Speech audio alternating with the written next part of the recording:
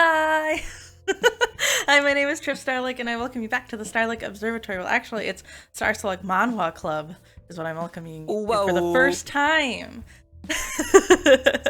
I am here with my friends Dr. Toto Hex and Realm today. I'll let themselves introduce themselves in just a second. But yeah, like I said, we are discussing the first 64 chapters of Solo Leveling as part of the Star Slug Reading Club. Is kind of a name I'm throwing around because we're anything you could read I'm interested in covering, so I'm feeling it. so there's that. But yeah, Realm, you go ahead and introduce yourself if that's okay with you. Hello. My name is Realm, Professor Guide to the Realm, and what do I say? I always make one up on the fly. Local sun drip woo enthusiast. You'll see more later. Okay. And we have Toto. It's Dr. Toto Hex, the Smartest Science Turtle, and your Ocean Oni-chan. And I am a level 16 artificer. Oh, nice. Yeah.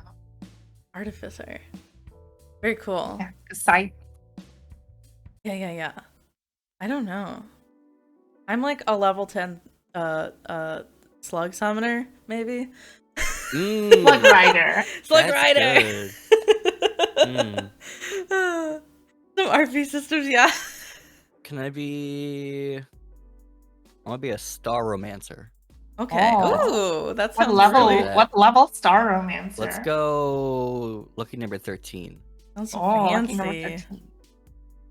But you need level 14 to romance the hotter stars. God damn it! All right, this is all I worked for. Gotta start grinding. I know. Getting random notifications. Someone throws a rock at me, emergency notification. I'm ready to fight. Throw out the hands. But yeah, we are discussing, like I said, the first 64 chapters of Solo Leveling, which is a manhwa. So it's just a Korean-made comic book, or comic book web series, I guess. Yeah. So Realm picked this because I picked the sci-fi novels. Toto picked the manga that we're going to be reading for forever,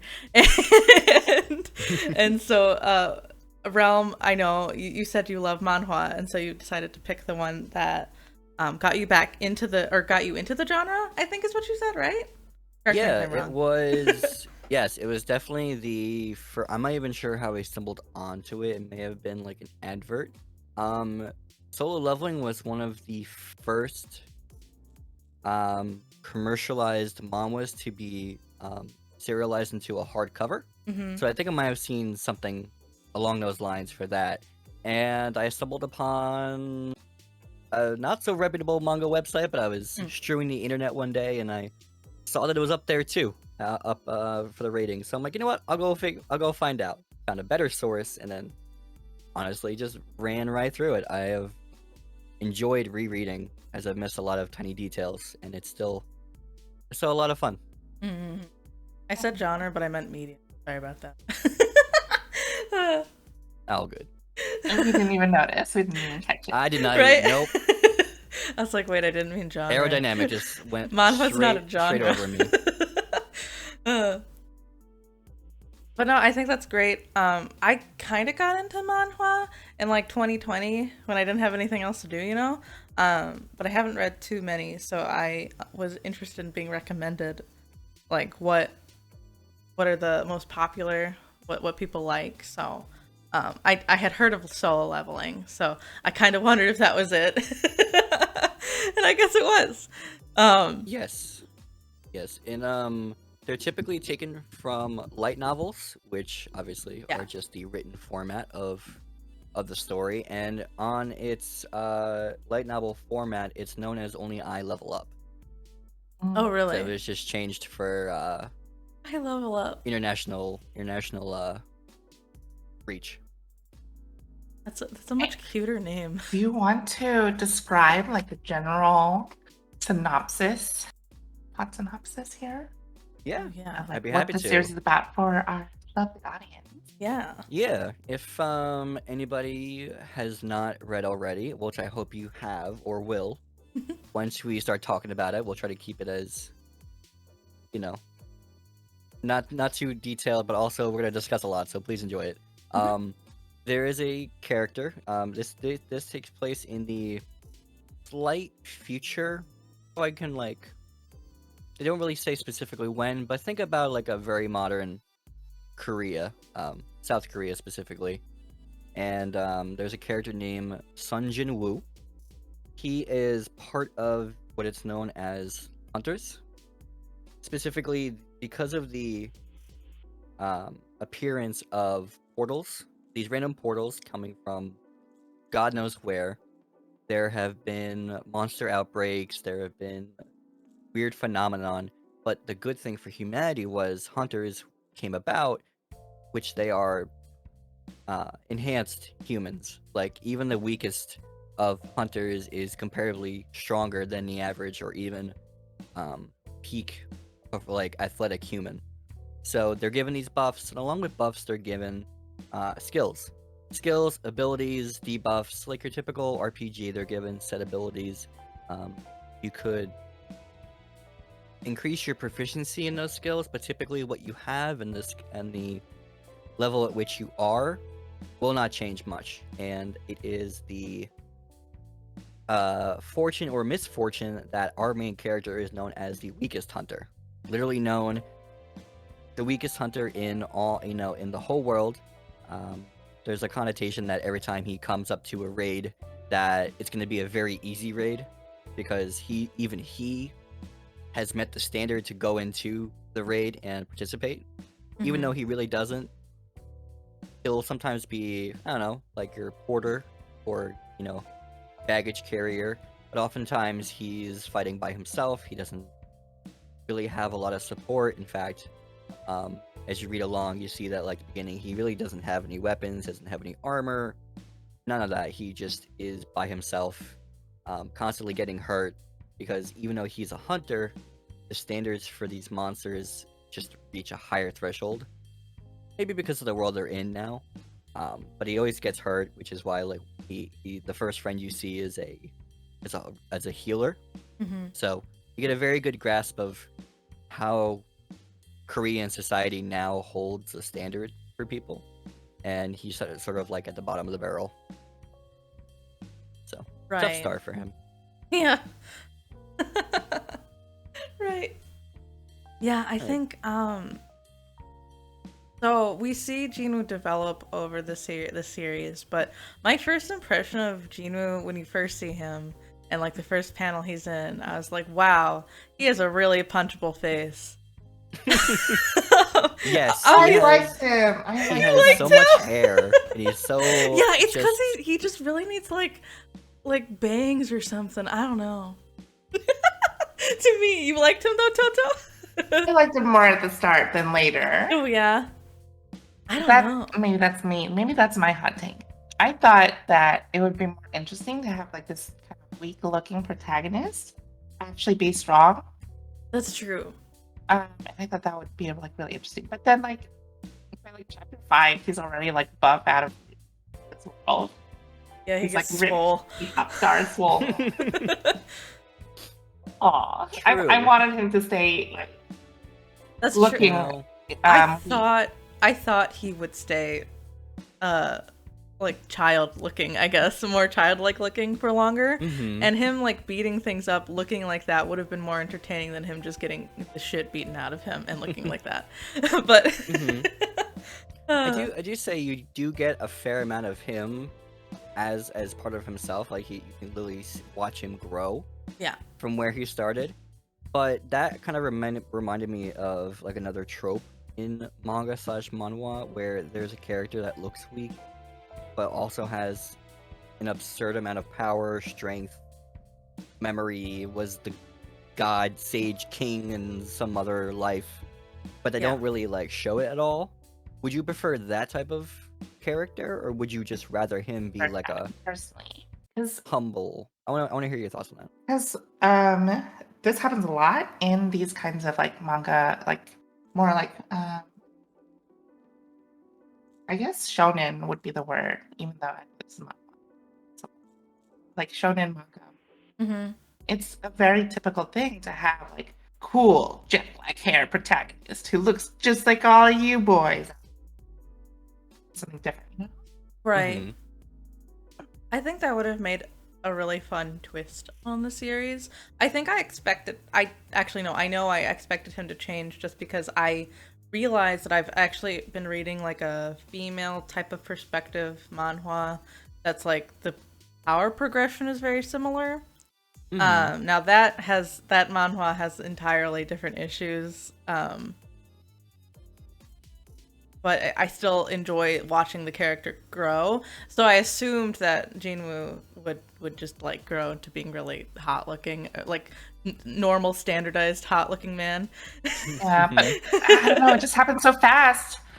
It happened like even in the canon of the world, it happened in what like it was like a couple weeks or months or so. He just like grew like Yeah. half a foot and Yeah. and super Yeah. ripped. I'm a little worried about him and radiation poisoning because I don't know how he grew.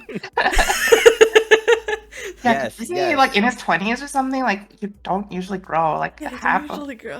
foot. I'm a little worried Even about if you that. work out, that's If the ending is that he just like has like horrible cancer from radiation poisoning, I'm gonna be really sad for him. I don't think that's gonna No, be no, how it no. ends. Press X to doubt Mhm. immediately. That was it was silly that was my first like thought though. Once he starts Mhm. growing, but I guess we should start at the beginning, right? Mayhaps, mayhaps. uh, What the Deep so Think we had Dungeon. so yes. So what the dungeon in which you find Sun Jin Woo at is just another it's a one level above him. So he's known as an E rank hunter, obviously.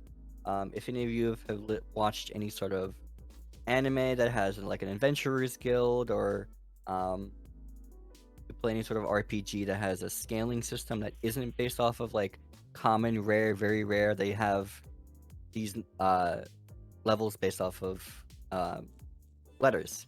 So E is the absolute bare minimum. Yeah, you're a hunter, but you could also get bodied by like a goblin. Mhm. That's probably gonna be your life.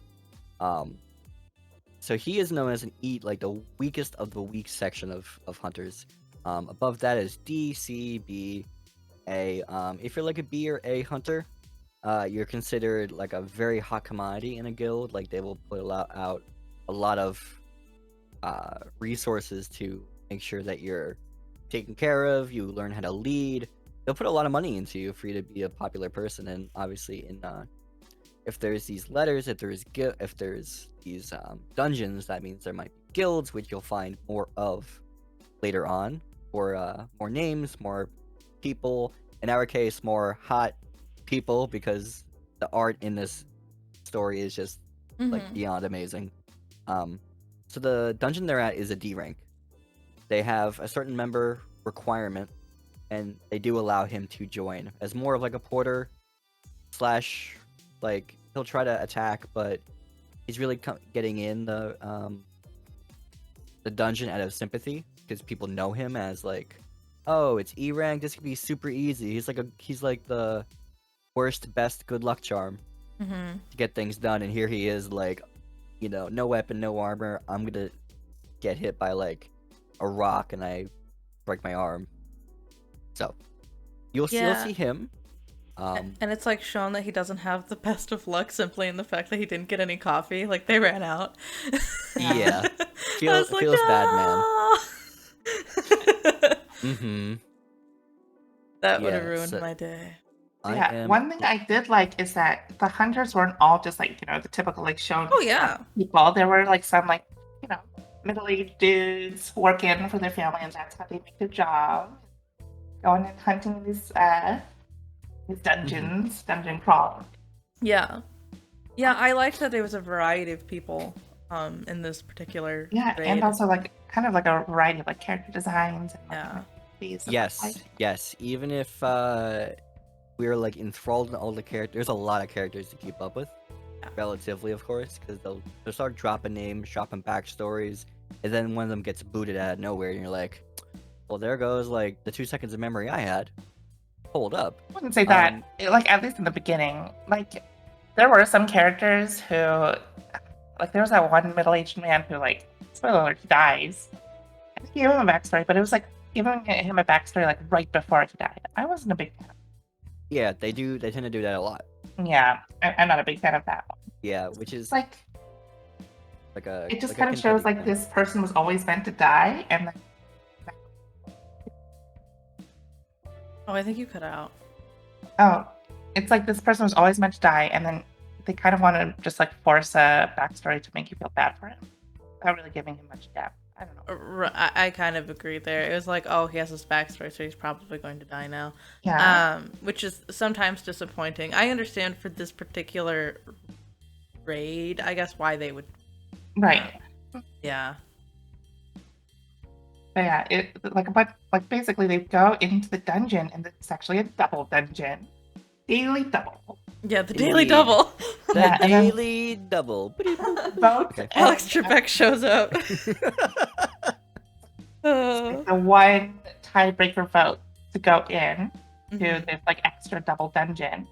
Turns out it's like a super dangerous dungeon with like all these like living statues, and there's like one god statue who just basically shoots a laser that like instantly takes people. Yeah. So you go into this giant, very open-spaced, ancient, like monolith, surrounded by statues. And while they're looking around, they check out that there's these, like Rosetta Stone like tablets, Mhm. and they say a bunch of different phrases about religious references to like, oh, praise the Lord, you know, talk Bow about before the sacrifice, or god. talk about bow before the god. Yeah. Yes.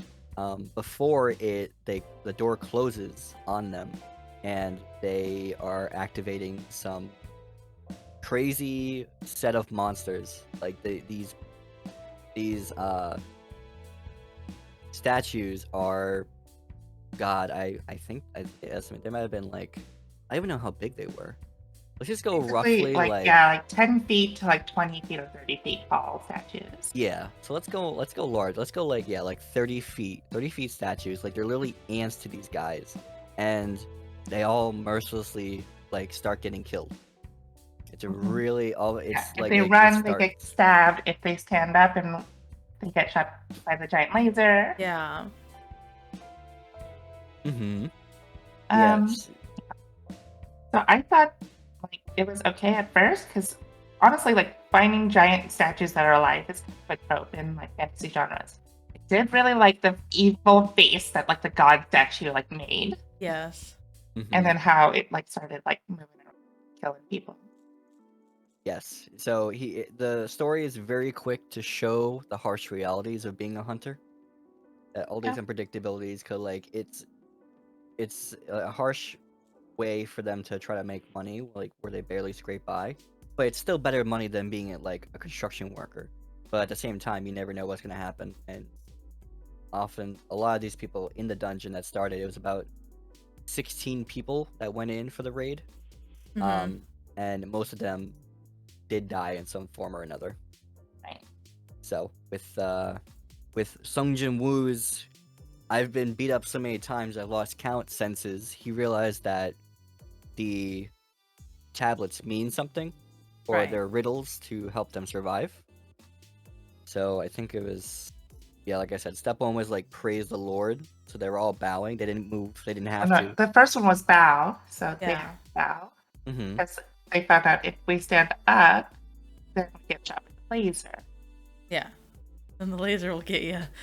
Yeah. They all bow, and then the statue like gets up and starts chasing them around. Right. And then the second one is praise, Yeah. and then they're supposed to go over to the statues that hold instruments, and they're next to the statue that hold instruments. The instruments start playing. I guess that Yes. does make sense, I guess, for praise. Yeah. Indeed. And while they're like trying to figure out, like they're trying to get any sort of morale back, there's these people who have been, like I said, the higher ranked ones that have been scouted by big guilds, and they're like, oh, I could definitely survive. Then they go for it, and then they just get absolutely annihilated. Mm. destroyed in an instant. And this is super traumatizing. We don't mention anybody's name yet, but there's the healer that I mentioned. Her name is Lee Jo-hee. Yeah, Doohee. And while she is a B rank healer, she has she stays in these low ranks because like she's not great with the stress that comes with the hunting. And this did a number on her. Like, she is thoroughly traumatized. Yeah, I mean, honestly, if I had been in a room with that giant thing making that evil face, I would have been traumatized for life too. So it's relatable. No. I think the first time I saw that face was like I said, I started reading it and I just kept going. I read it at like 1:30 in the morning. It was a good quality too, and all of a sudden I see the face. I'm like, it's about to go down. It's about to go down. And it was crazy. So, do you guys remember the third one? Third one was have faith. In Have the faith. Lord. Okay. So they're supposed to like the door opens up and then people can start leaving. They have to go to the middle of the room, and then the door opens.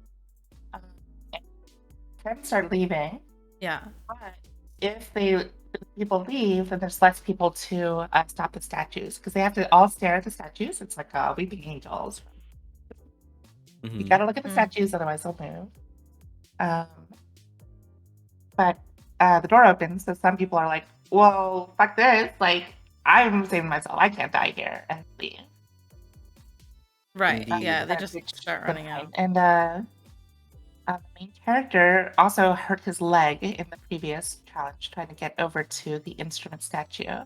Yeah, he like doesn't have a leg anymore. Yeah, so his half foot of his got leg chopped is off. half of his leg is gone. Yeah. I think it's half of his leg. It's just like his from his ankle down, so there's no way he can walk. Indeed. So they essentially need to sacrifice, or perhaps keep themselves in the sacrificial altar.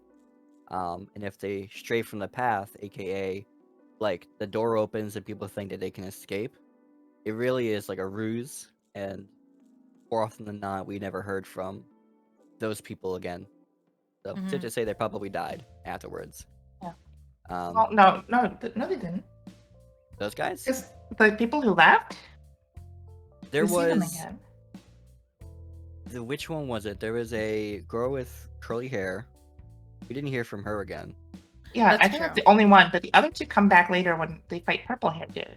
Yeah. They did survive. Yeah, two of them are definitely alive. Mm-hmm. I'm curious why they survived. I don't know. I mean, like even the healer girl and the like party leader, like they were the last to leave. They also left the same way, and they also survived. Yeah. So I think everyone who left that way did survive.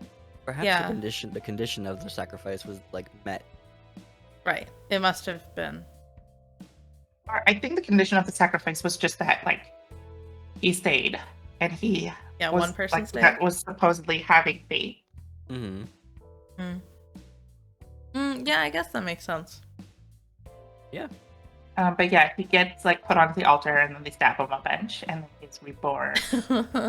Yeah, he gets a video game window pops up, and he is reborn with video game powers. So level up. He is given a quest and a whole like text log, like you're beginning your own journey in your own role-playing game, and next thing you know, he survived miraculously through whatever means, and he wakes up at the hospital. Right. And that is the end of the dungeon arc. Yeah. It is. It's just them going into the dungeon. Having a real bad time. real bad time. So that was a great wholesome introduction to the lovely world of hunting. 100%. Like, when they're smiling at you, they want you to really enjoy the experience. Not being in your nightmares. It's okay. Oh gosh. So, how'd you feel about your little Sunjin Woo baby Woo? Do you know? Okay, so yeah, you go first. Okay, so I don't know. I read a lot of like shonens and stuff back in my day, so um, I kind of saw where this was going. Mm-hmm. That's the thing about this series is that this series has yet to really surprise me with what it's doing. Because obviously, like I know he's going to survive, right? And like the whole like altar thing, I knew he was going to be kind. So that really didn't surprise me. That was cool and stuff. Right. I did like that the like party leader, even though like they blamed him, he wasn't like a bad guy.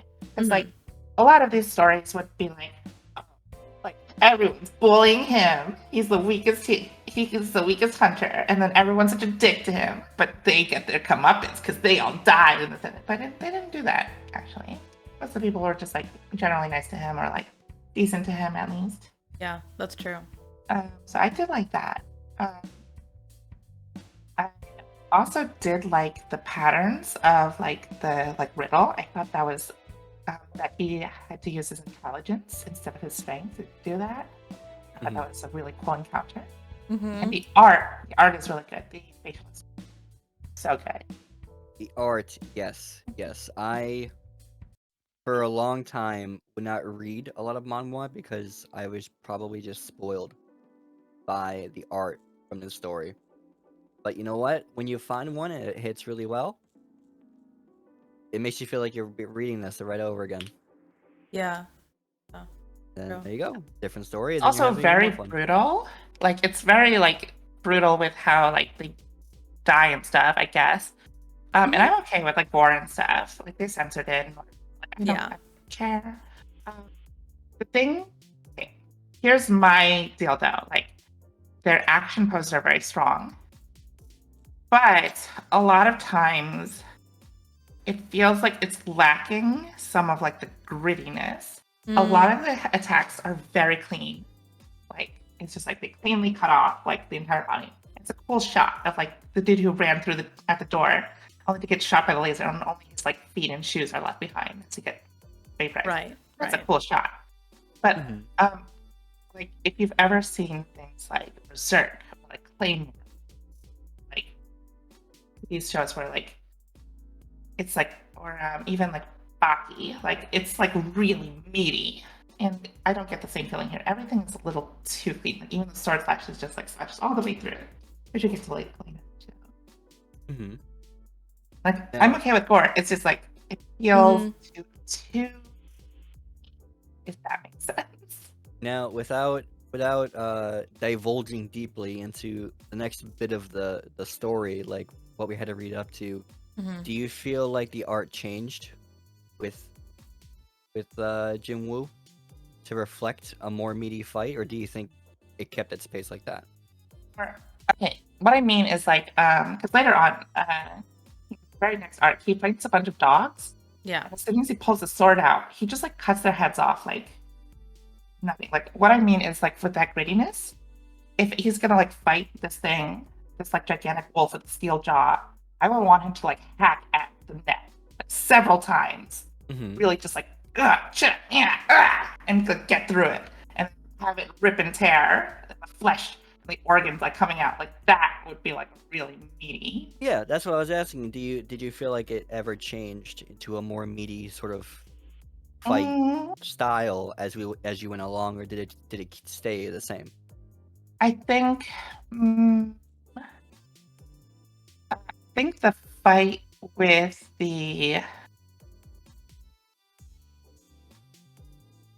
knights was a little bit better, but I don't know. A lot of it still felt like one hit was like good enough for a lot of these characters. I think I don't know how far you got, Toto. I think when they're in the Red Gate, that battle is a bit more meatier. Like it does. I think I understand what you're saying. Like things don't. It's not visceral. It's not visceral. It's not even. Right. It's not dynamic. It's kind of like if June was going to kill something. No, like they have really dynamic poses. I think. Yeah, that's true. They make dynamic poses. My issue more is it becomes hard to tell which attacks are like truly strong or if it's the enemies that are weak. Yeah.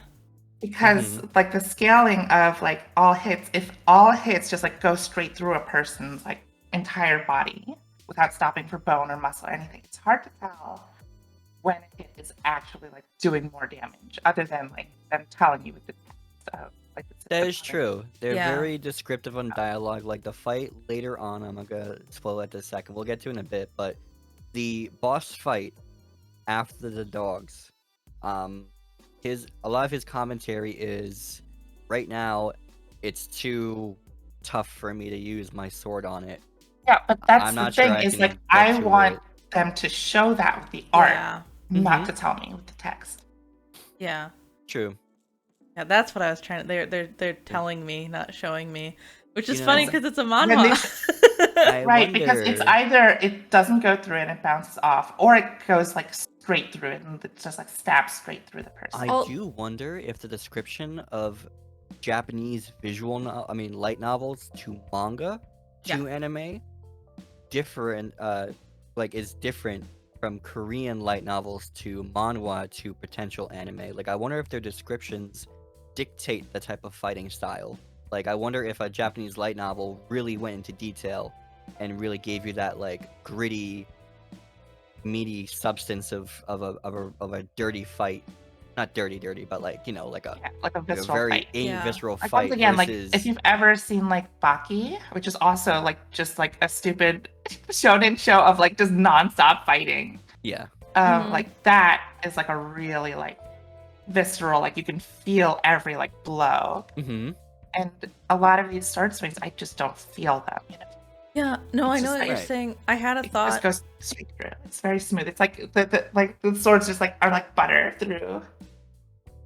Yeah, I thought when I was reading, I can't remember which fight it was, but I was like, this happens so fast. I wonder how it's written in the light novel and if there's a lot more description to the fight, because Yeah. I was wondering if it was just a limitation on what the manhwa artist could draw within like time limitations and stuff, or if they're just if it really is just a clean battle, like he just swoops the heads off, you know. The inner Yeah, they machinations of my definitely mind use are an gestures, enigma. effects. I'm trying to think of it, like tropes of just literally overall like different impacts and gestures to really show like the later on the like Igris. I won't say what type of person he was, but Yeah. that fight they show just how powerful he was, as well as the system you learn about later on. You're like more descriptive again, like how the state system is like, oh, white text is alright, yellow text is slightly powerful, red text is like, you know, over your level by a hard margin. And then there is him, and then, you know, Mhm. like a sort of like a tactile battle before it even starts. I don't know. Yeah, I think actually a lot of your concerns, Toto, were also concerns of mine, I guess, because I was like, I guess he's just really good at fighting. Shrug. Okay, I will be very critical of this series just because I've read so many like shonen Yeah. things like back in my day and stuff. It's I- like so I apologize if it ever sounds like I'm being too critical. I did enjoy it. I do feel like Mhm. power fantasy shows are like no longer my genre. Mhm. Mm-hmm. See, like genre. This series is probably the best I've read. I don't think I can name one that it's like power fantasy-ish. Yeah, I've read that's better than this. I'd agree with that. Yeah, I think actually my issue wasn't the fights for a while. I kind of liked that they were going fast because sometimes I worry if the panels go for so long, I won't know what's happening. Like it won't translate well in my brain, and I'll forget what actually went transpired. So it works for my brain, but I think okay. My issue more with this, and I had to just get over it and throw it out of my brain because I realized that's not the scope, and that's not the scope of this like series. So when they get stuck in the daily double dungeon, and they read the instructions, it's like the me who's played like 1,000 MMORPGs and like 1,000 JRPGs is like, obviously we need to follow these instructions, but no one knows for so long. Yeah. And I'm like, are you for Mhm. does fantasy novels of any capacity or like video games of any capacity just don't exist in this world? And so I was like, okay, I understand I'm supposed to like ignore the fact that other media exists and just take it that they're experiencing fantasy for like the first time. So That so is true. I threw No, it out, but it did bother me at first. and you know, it's a valid concern because to some degree, all stories want to make sure that you stay, you know, entangled in the story and you're like immersed, and even something like that could throw you off. But it's good.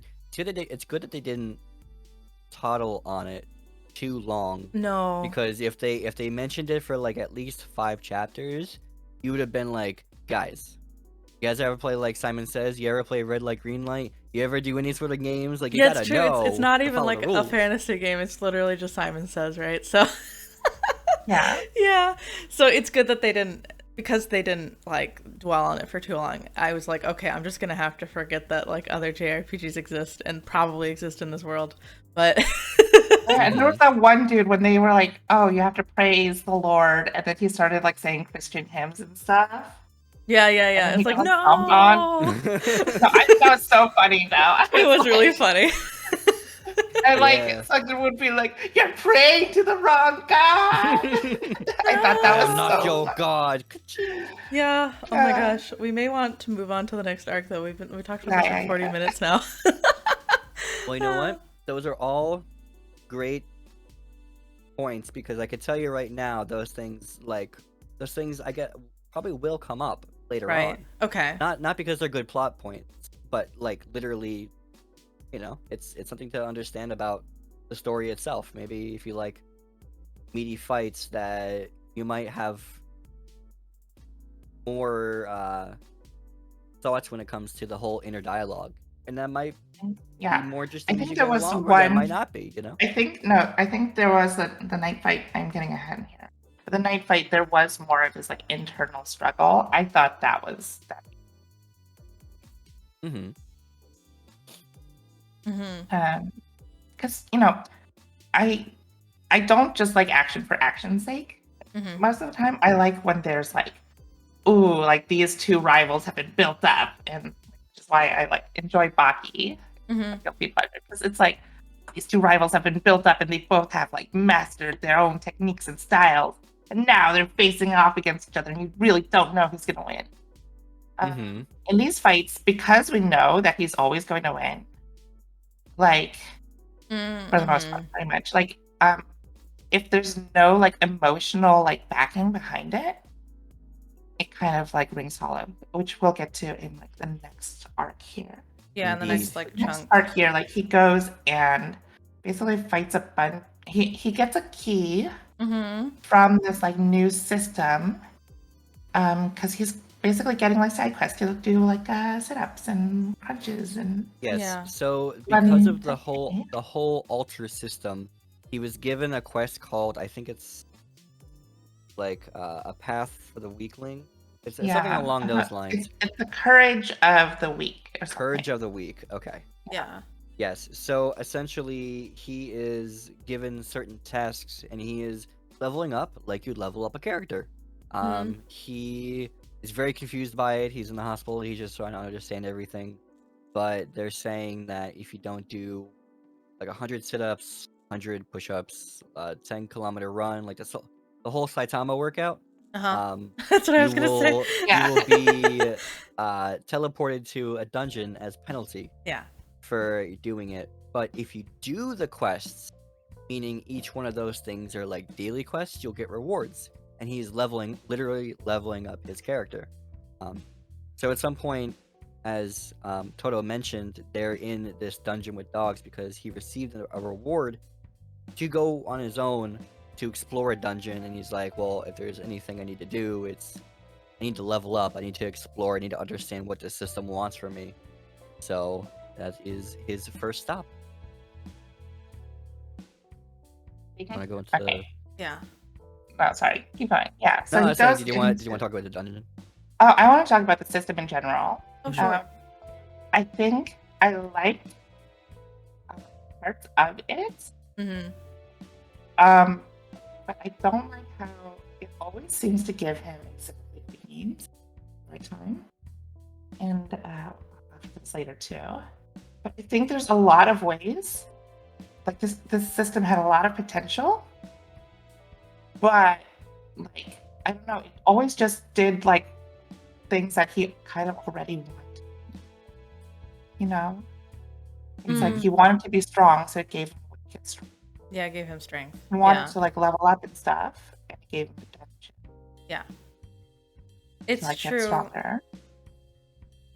And then like I do like the penalty idea. I did like that.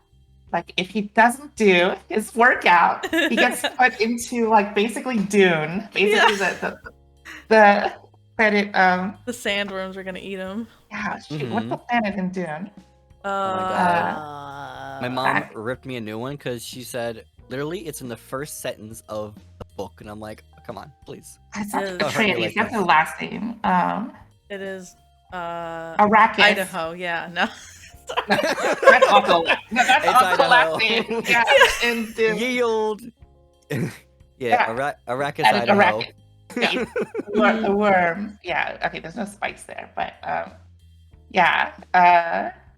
It's not a worm, it's a centipede. But yeah, he had to like survive the 4 fucking hours against this giant centipede because he didn't do his daily workout. Yeah, he didn't do his Like workout. that's the way to I like motivate. that too. I thought it was funny, and it's a really silly punishment, even though it's really deadly. The way it's framed is funny. Which was nice because it was nice levity because Dean would just experience something extremely traumatic, just like a chapter ago. Yeah. Yeah, no, you're right. He goes into like the dungeon with the like wolves, like the iron jaw, steel jaw wolves, yeah. without a second thought, even though he had just been traumatized and had just like Oh been yeah. killed. Yeah, that's my actual main issue with Genu. I'm like, bro, do you ever stop and think for 1 second? He's just like, nah, I'm just gonna go. He is fighting. Yes, indeed, he is fighting with himself. He's just like, I need to get stronger, which we already knew that. But he's like, I can't live in fear. I can't. And then he just is like, but he's still struggling because he's, Really he's a didn't- weak boy. It didn't feel like he struggled that much though. He kind of just like went there and Yeah. put the key in, and then was like, oh shoot, I can't get out. I guess I'll train now. Yeah, because he was like, I got some other items, but I got this key, and I don't know what it does. I Like wanna the first know." fight with the dog was pretty good. Like the first wolf that he fights is pretty good. Yeah. And then he like reaches into like his inventory, which is also part of the system now, and pulls out the sword that one of the other hunters had left behind. Yeah. And instantly like cuts to the wolf like butter. Yeah, it's true. And I mean, it does show that he struggles a little bit because he goes for a long time and it takes a lot out of him. But he's leveling up the whole time. I did like his reason for not having weapons before, because it was like, oh, if I get a weapon, I already don't make that much money. Can't That's afford true. a weapon. Hmm. And then when I do use a weapon, it just breaks, so it's just a waste of money. Exactly. I thought that was really cool. Yes, it tied in as to why he doesn't even have weapons, why he gets Uh-huh. hurt so much, why he needed to be with his friend who's a healer. And as soon as he gets a sword, he's like already like a master of using the sword. And I was like, oh. Hmm. Like, Yes. I think the plot could have been like, because he doesn't know how to use weapons, he learns to fight with his fist super well. And then he just becomes like a great like pugilist, like a super great like monk class type character. Like I thought that would have been an interesting take on it. Do you But want... it's like he picks up a sword and he's like, I can sword now. That reminds me of my friend who made a D&D character, like a mercy monk, Mm-hmm. like a pacifist monk that does fight with his fist. Although it's a walking contradiction. He still played it. They wanted him to be. He wanted to be like a martial arts character. Right. I think more than anything, what the instant dungeon arc is supposed to represent is like, it's just supposed to show you how the system works, really. Yeah. Which is why he gets like the notifications, that he's leveling up. He gets like the beast name above, like in little text. He gets his title, the Wolf Assassin. Yeah. Hmm. Okay. One thing I didn't like is like it says like 40% more damage to like wolf type enemies. Yeah. How do I know And what I'm like, 40% how do damage? we feel that though? Like I don't Yeah. feel that he's getting stronger because he's still cutting them down like butter the whole way through. Right. Like if they showed like, okay, the first time he had to take like 2 slashes. Now that he's 40% stronger, he only needs 1 slash to take out the wolf. Like that would have been good. But yeah, it's like, what does that mean? If you just say 40%, like if you say like a number in because it's not a game, it is Yeah. a comic, a Yeah. manhwa, you can't really show 40% in the drawing. Hmm. Just have to kind of assume from the text that oh he's good. Yeah. They just have to show proficiency, Right. and there he goes. But it shows that, like, I mean, at least they're showing that what he's doing is like taking a toll on him. Like the sword That he is true. used, Yeah. the sword he used, it gets dulled up because he uses it so much. He destroyed, but also like the whole crafting system. Not that he's crafting, but like they say, like, oh, you could sell these in our store, or you Yeah. can use these for materials. Or you can craft X, Y, or Z. I also just wish, like the system is like it basically acts just like any like video game you played, whether it's like Dark Souls or like stuff like that. I wish it was a little like more different, you know, where like um, if he says like I want to like sell it, like suddenly a new like portal dimension opens up and like a shopkeeper character comes out and a little mascot. I was like, I'm gonna take your stuff here. Mm-hmm. When he collects the items, instead of like just getting it, he has to like individually go through and pick out the fangs and like pull them out, and then just have like a couple scenes like that, and be like, "Ah, oh, shoot, I got this fang, but it has a cavity in it." It's not. That's And so like true. that, like giving a sense, like a bridge between like realism and the video game world. But it's basically just video game world. Yeah. Mhm. Which, I mean, is fine. I think it's not a bad thing because there's a huge demographic Right. for it, but Right. it isn't super unique. You're right. It's just me. It's just me. I read too many, and I am like craving different things. That's all. Yeah. I just want things to be different. But I'm not saying it's bad that it's the same, because think it's good. It does what it does well. I think it actually Mhm. didn't bother me a lot because I haven't read too many, but I get that once you have like a few of these under your belt, it might not feel super unique. Mhm. Yeah, I'd say like I think I might have read just enough where I wasn't bothered by the fact that I'm like thinking I should root for the MC like this. Like I did want to root for him when he was trying to figure out how to be better. But certainly it wouldn't hit right if they're just forcibly explaining how he wants to be strong. I'm like, yeah, I know that. Everyone knows that, but like, what are you gonna do about it? You know? That's Right. true. I can see where you want, different subset. I will say, people do try to strive away. It's like a good and bad thing that solo leveling became that popular, because unfortunately, it's like one of those things where if you do something in a story, people will often say the most popular similar story to it. Right. Obviously, there are those clear clones, but like people actually actively, because it's popular, they're able to think of something different and originate not better, but like just a different system. You might find it more satisfying if you read, people on like stories that I see now, like solo farming or solo. Or like just you like know. isekai in general. Like Yeah. isekai Yeah. got super popular. Now all the isekais are kind of the same, and people are getting sick of them. It's like the I same would deal. say It's just too solo much of a good. leveling is Yeah, the too much- equivalent to like Tenshura, like that original isekai Mm. that aired right, last right. year. Yeah, I did read the manga because I was interested before it came out, but it definitely was like I feel like they were both like the pioneers and they know what they're doing. and they gave birth to so many more different ideas later on. I guess we're in a weird time where it just came out and knew what it was and just did what it did. Yeah. Yeah. Yeah, I don't know. To be fair, like I don't like a lot of like that's just me. It's just not. It's all right. It's I all get good. it. No, you're bringing up all Demon very Slayer cool is like points. super popular, but like I thought Demon Slayer was only okay, and I know that's a hot take. So did I, It's only though. okay. I think I like Solo Leveling more than Demon Slayer, actually. I'm sorry. That's a real hot take right there. Hell yeah! Let's go! I'm having a slightly better time with it. We're about to chart, boys. We're ready. I Those think hot Demon takes on the Slayer grill. slightly more, just because Yeah. there's more character interactions. There is a In lot Solo more Leveling, it's characters. really just him versus Yeah. monsters. It's or true. mega fights. I think I got into I was like, okay, I'm into it in the last 10 chapters that we read for Solo Leveling. Okay, well, So maybe that's my fault for that. I'll be catching It's up alright. now. They do introduce a bunch of characters at the end. But it does, I guess we'll get to it, but I was like, why didn't they introduce these sooner? But it's all right. I get that they wanted like the first beginning of this chunk to just be Jinwoo solo leveling, because that's the title of the thing. Crazy.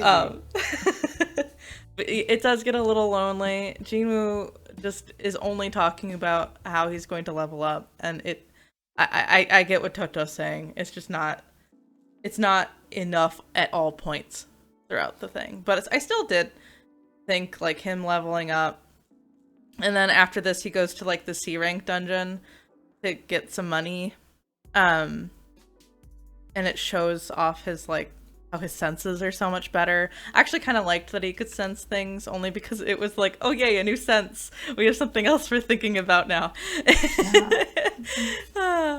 One other thing I wanted to bring up while we're still on like the wolf dungeon is while the monsters in this series are drawn really well, I kind of wish they were like more creative with their designs other than just giant centipede, giant snake, giant wolf with like the steel jaw.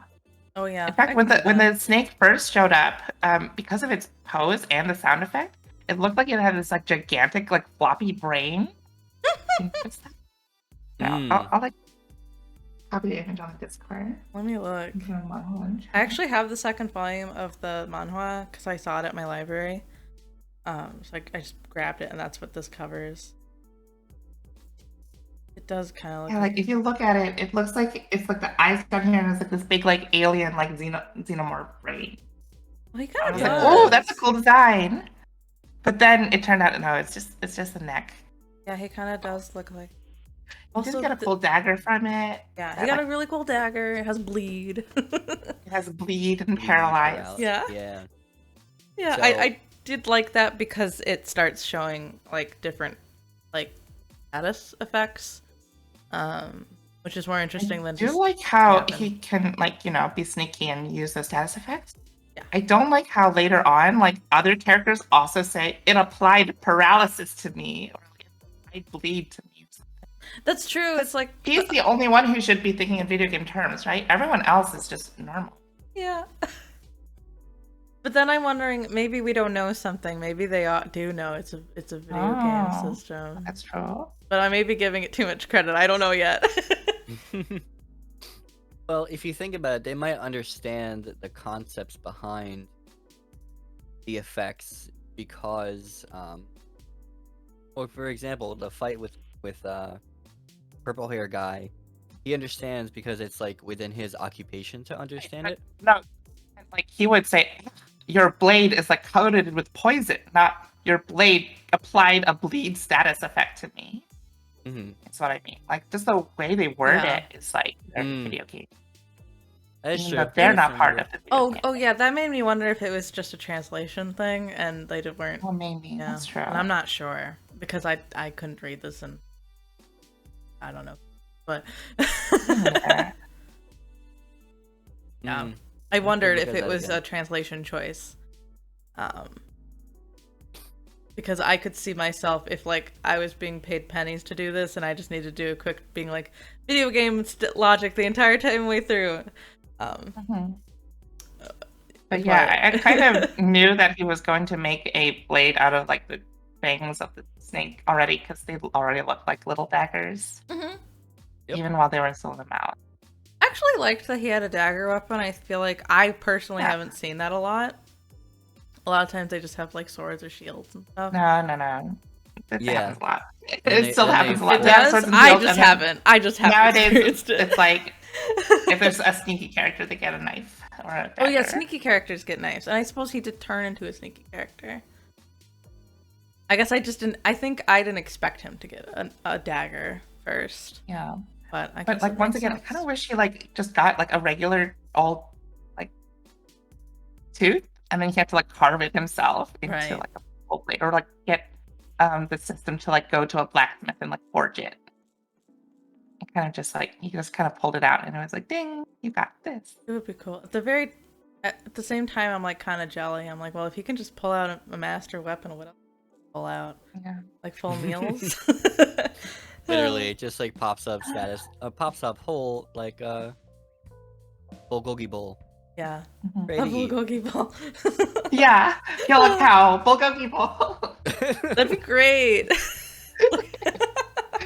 But later on, they do have some monster meat, so maybe it'll be like, Oh yeah, they do.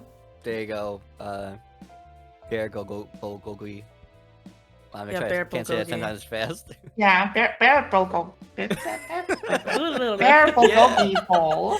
bulgogi bowl. Exactly. But yeah, he showed that partly that he's trying to get better, and he ends up using his obscenely newfound strength, which he put all of his stats into.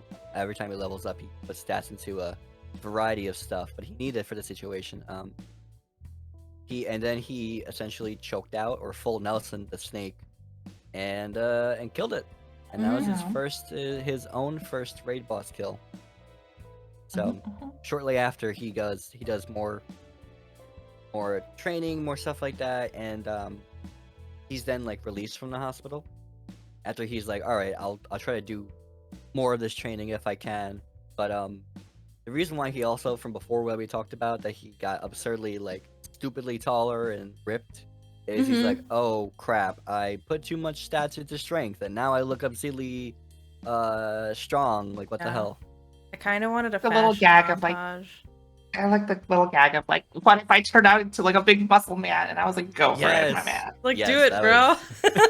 Yeah, Yeah, put I don't everything. like generic K-pop star main Yeah. character. Yeah, he does. I want him to look special. He gets that K-pop haircut later on. I was like, man. Uh-huh. Why do you think I I did call him like the Sun- longer hair, I call actually. him Sun Drip Woo, because he gets good looking. He gets stellar later on, and it looks great.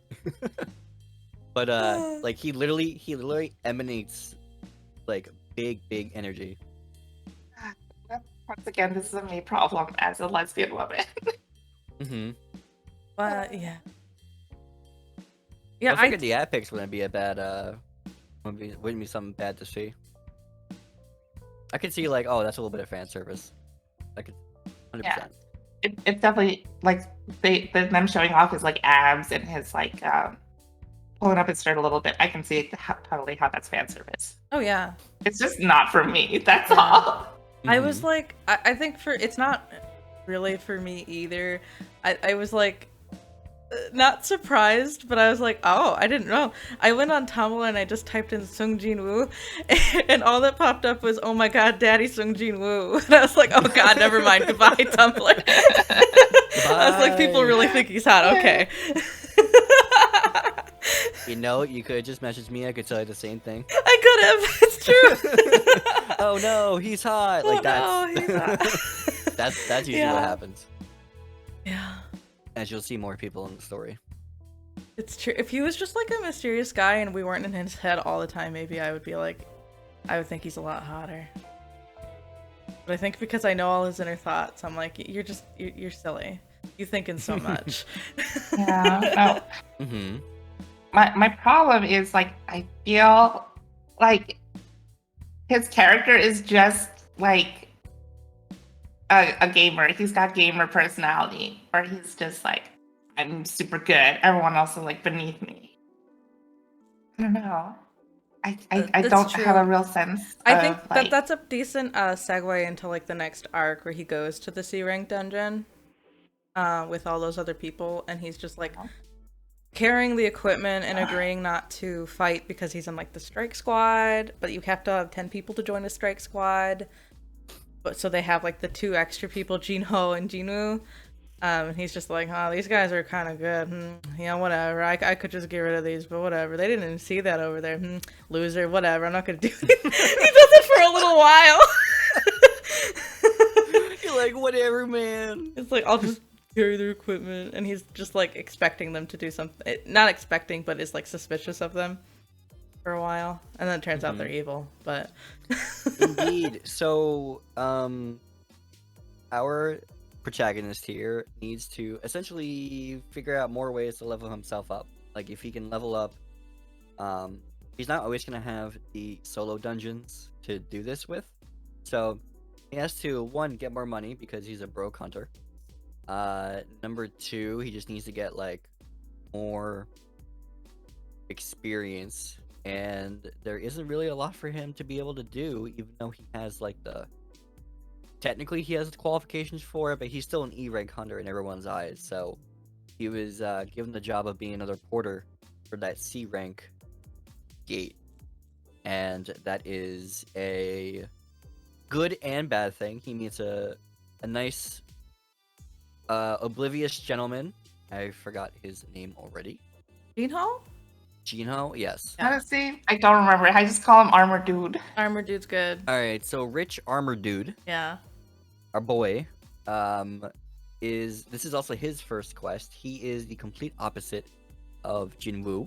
He is from a rich architectural conglomerate, and he does hunting for a hobby. And he also has dripped out armor, like glowy, shimmery, Michael Bay lens flare in your eye, just super duper expensive armor. And he's like, "Oh, what you think? I'm a D rank hunter. I'll protect you. Don't you worry."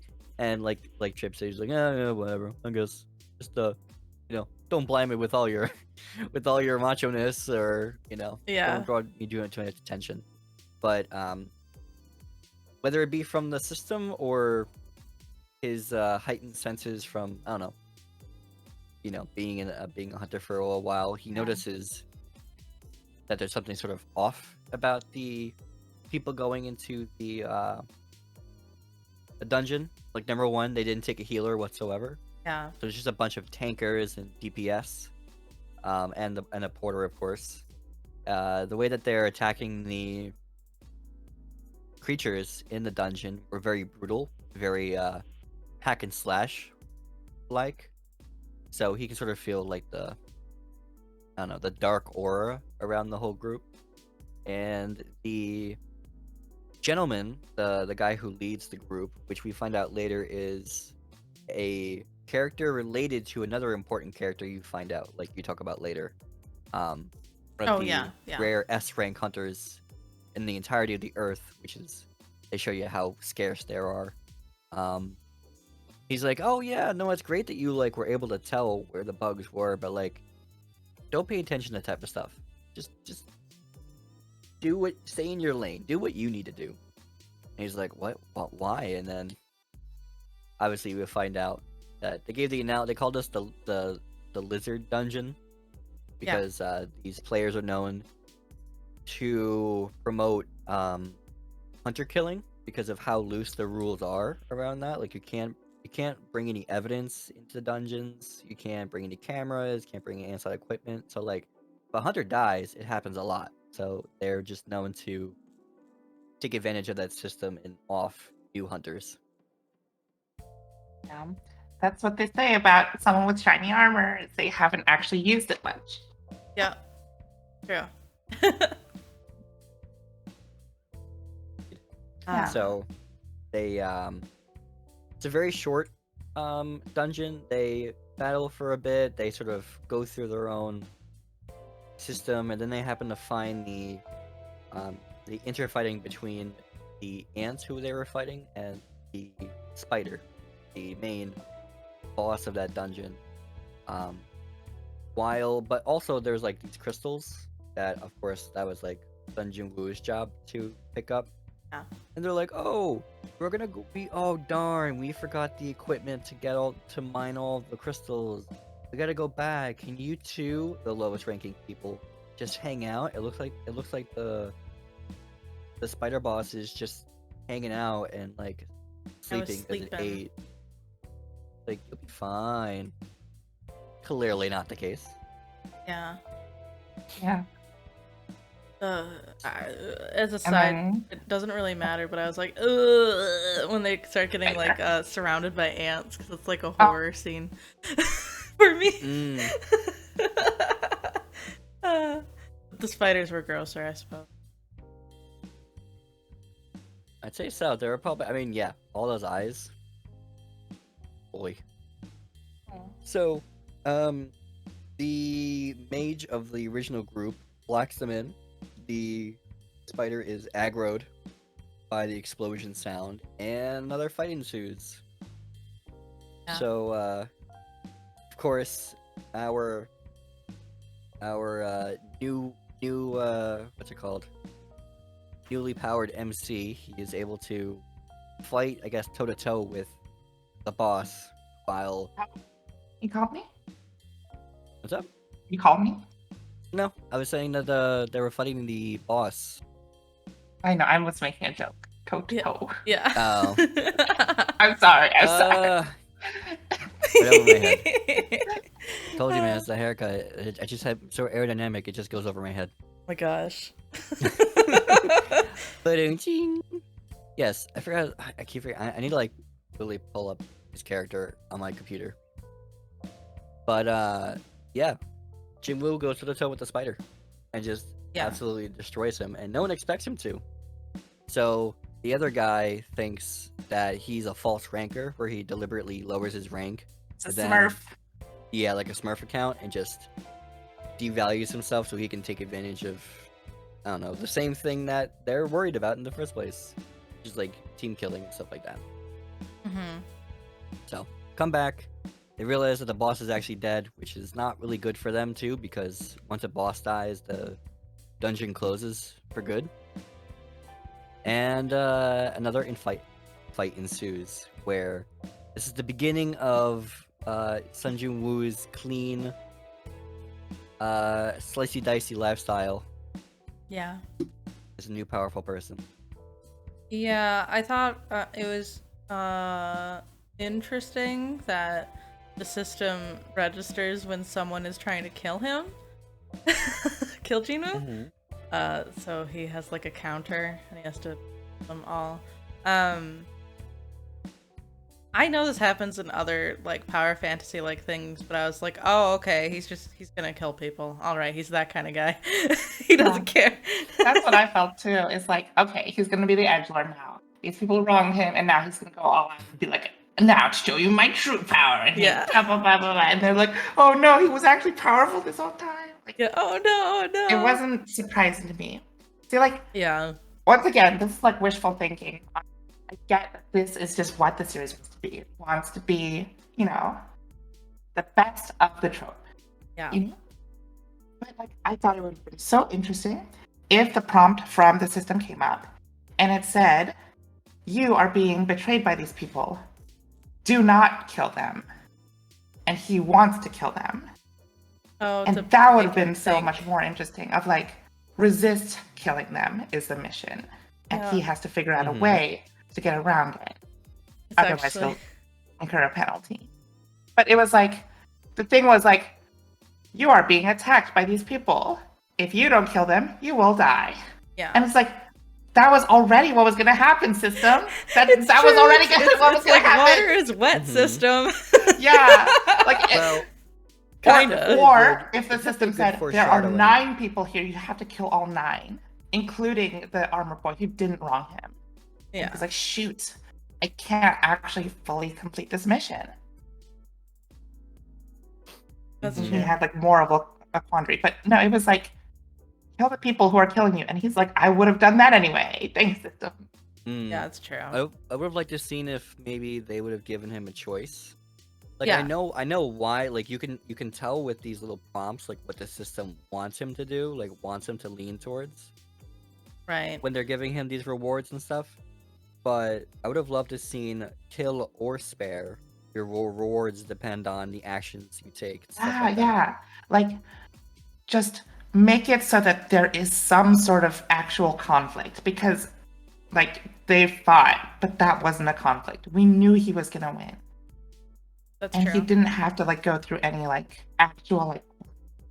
He got over killing like other humans. This is the first time he's murdered other humans, and That's he got true. over it like He- pretty quickly. He was not that broken up about it. I think, yeah, again, I think I'll keep saying this. The most shocking thing is how Gene was just like shrugging everything off. Mhm. It's gonna happen more as you go on, but the only reason I can say that now is because like you read later on where the more he levels up, the more of his humanity he seems to Yes. lose I Yeah. did in his start quest getting for that power. idea. I was like, okay, Mhm. he doesn't care because he's losing bits of his human. Okay. But I get at that point in time, I was like, he goes back to his house and eats like fried chicken with his little sister, and I'm like, you're not throwing up in the toilet. You just Yeah, murdered yeah. people. That is true. And like it doesn't affect his future missions either. He doesn't go like, "Oh my god, I'm a murderer now." Yeah. He goes, "Oh, I know how to kill people now, so I can kill these people too." True. hmm Oh, Gene Woo, the serial mean, killer. this does partly come back. Yeah.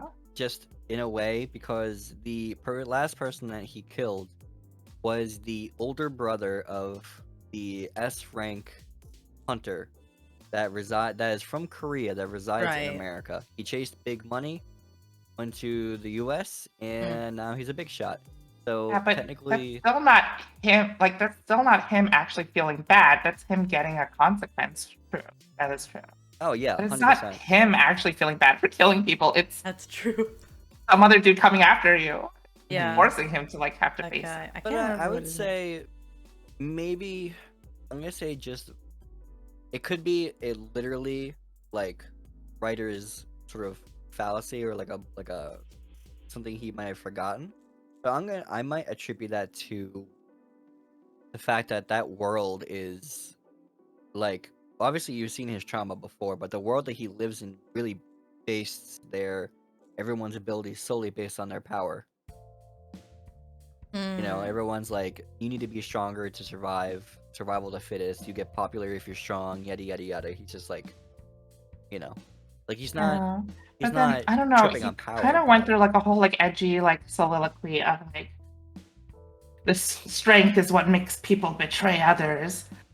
Like if you are weak, you Yes. will always be betrayed. I took a photo of that whole thing. That was so like teenage angst. Literally. I was I'll like, tell you. ah. He's like, strength. A pressuring force squeezes your head and can make you yield.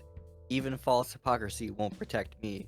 Whatever the opponent does, pure strength will overwhelm you, and fear will make your knees collapse and toes dig into the ground. Yeah. That But was see, the like whole thing the about real strength. reason I think he doesn't go through all that stuff is because it's a manhwa story of a power fantasy. When you have a power Yeah. fantasy, you don't think about like the trauma. You don't think about the like moral repercussions of what you're doing. You just want to feel good and like beat up the people who are jerks to you. It's true. And it is a good series for that. The art is wonderful. Yeah. He did a good job of like punching those dudes and like paralyzing them. You're right. And again, the art is still great. Like the action is great. But yeah, I guess from my own perspective, I'm like, dude, this dude needs therapy so bad. Oh, 110%. Well, he's a main character of a video game, but it doesn't feel like he's a person. Yeah, It feels yeah. like he's a video game person living in the He's a video game character in the Yeah. on Earth. Yeah, and even the other characters, like the only time we really see much of stuff of other characters is like in relation to him. It's just like the world like revolves. Yeah. It's true. And we actually see in the next arc we see how the remaining survivors of the double dungeon have gotten on. Yeah, I because- like that. Yeah, think- I thought that was nice too. Yes, this is like plot-wise out of all the stories I've read, it's not the most like amazing connection, but the fact that it connects in a such a tropey story like this is always so satisfying. That they brought Juhi and Mr. Song back. I liked that. I actually just liked Mr. Song as a character. yeah, me too. Yeah. Just like not a dick. Just like Mm-hmm. an old man that's like Yes. respects he respects Jinwoo even when he was really weak. He was nice to him. Yeah. Yeah, no, I really like it. Mhm. Indeed. And it's like and it shows it also shows the unfairness of like how the powers were evolved. Like he's a swordsman, and yet he was given the powers of a mage, and he's like, this is how I live. I understand how people, get by with whatever they need to do. I Yeah. understand it, and like, yeah, it makes you like him a lot. Yeah. I feel like this is a good time to go to the next arc then, since we're already basically talking about it. Oh yeah, I was segueing. Yeah, good job. Good job. Segueing around. I'm sorry for calling out your smooth segue and not making it It's obvious. fine. It's fine. I was trying to be smooth. Sorry for lecturing. It's Segways are fine. cool bicycle. You know that. So if I'm remembering, I think I remember. Basically, Jinwoo, Juhi, Mr. Song, and like the two other guys that survived the double dungeon, they're all brought to like an area to go into a gate.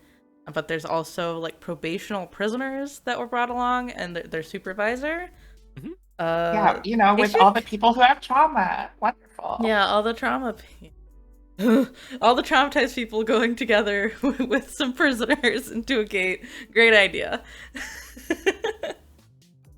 And they like meet up and talk, and they all know that Jean was different. And I thought it was kind of nice, the two extra guys that don't really matter that much, for like, I should apologize to him because I was a dick back then. I did like that part. That part Yeah. was good. Yeah, that was kind of nice. Juhi is clearly the most traumatized from the double dungeon, which like relatable. Like I would be too. And but she still goes through as the B rank healer. But yeah, the purple haired guy, Kong Taeshik, something like that. Okay. Kong. Yeah, God, they're He's an assassin. yeah, he's an assassin. It is revealed that he doesn't mind killing people. So maybe that's just a thing. Mm-hmm. In this world, people don't mind killing other people. The hunters don't. I don't think that's universally true. Yeah, for money. Gosh, I'm trying to explain it. You can interrupt me and take over at any point. Come into the dungeon, and there seems to be no monsters so far. Yeah, that's how it But was. then they get to a fork in the road that goes 3 paths. Mm-hmm. And our main character, Sung Jin-woo, Mm-hmm. can detect which one has like the boss monster. So he like takes the healer lady and Mr. Song with him. And then the others go on the other path. What's his name? The guy who wanted to apologize. He I goes think- on one path, and the purple-haired dude goes on the other path. I think his last name is Kim. Yeah. Hmm. Oh yeah, Kong, the purple-haired dude, like basically starts murdering everyone as soon as they are alone. Yeah, and it's really insidious because the prisoners aren't making any noise as they're being killed, but then the two guys like find him, the people being murdered, and then they hear Jinwoo and Juhi, the other team, hear the screams. Rush on back. Yeah, so they And rush we on see back. Mr. Kim like basically on like dying, bleeding out. He's like, "I'm sorry."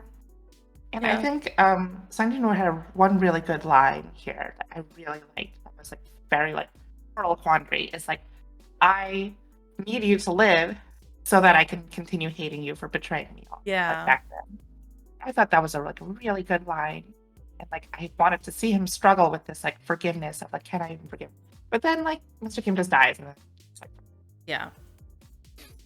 well, Yeah, I liked that part too because it was like almost the first time Gene said anything like how he feels about anything. yeah. Because even in his head, he's just like, I gotta fight these people and crack their necks and use my All right. paralyze. He Yeah. talks So a lot about what he has to do, but Yeah. he doesn't talk a lot about how he feels. yes, I am. I'm a wanna woman. know I how need to he know your feels. feelings. Tell me how you feel. I don't really need to know, but Yeah.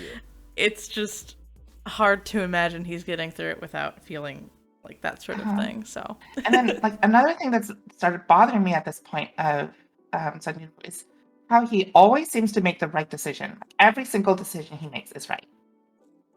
You know, true. He has Like, like super senses though. on the correct path, like back just in time to like save them, knowing exactly how to like exploit enemies' weaknesses. And sure, he does struggle. He does like get beaten up a little bit.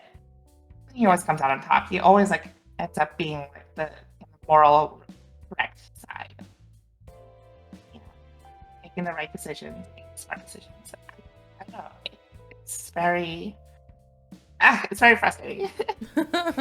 Yes, that is very good. You're very right. This is every like Final Fantasy shonen. It is just how it goes. But yeah, no, like it's the same as in D&D when you have like that one character who like min-max their stats for like every roll and like never makes the wrong decision and plays optimally for everything. You know, it's just That's true. it doesn't add much like character to the story. You want a character who's like got weaknesses. That's true. And kind of wanting more of that. He just doesn't. Yeah, well, maybe. That's my hope that we'll see more if he has any weaknesses to see it later on. And I think he does, and we just don't know. But I could be talking out my butt. I don't know. I would say it's not world breaking, Yeah. but later on you just understand that you understand the higher end of the scope of hunters and what threats are really out there in the world, and like the fact that this man is taking up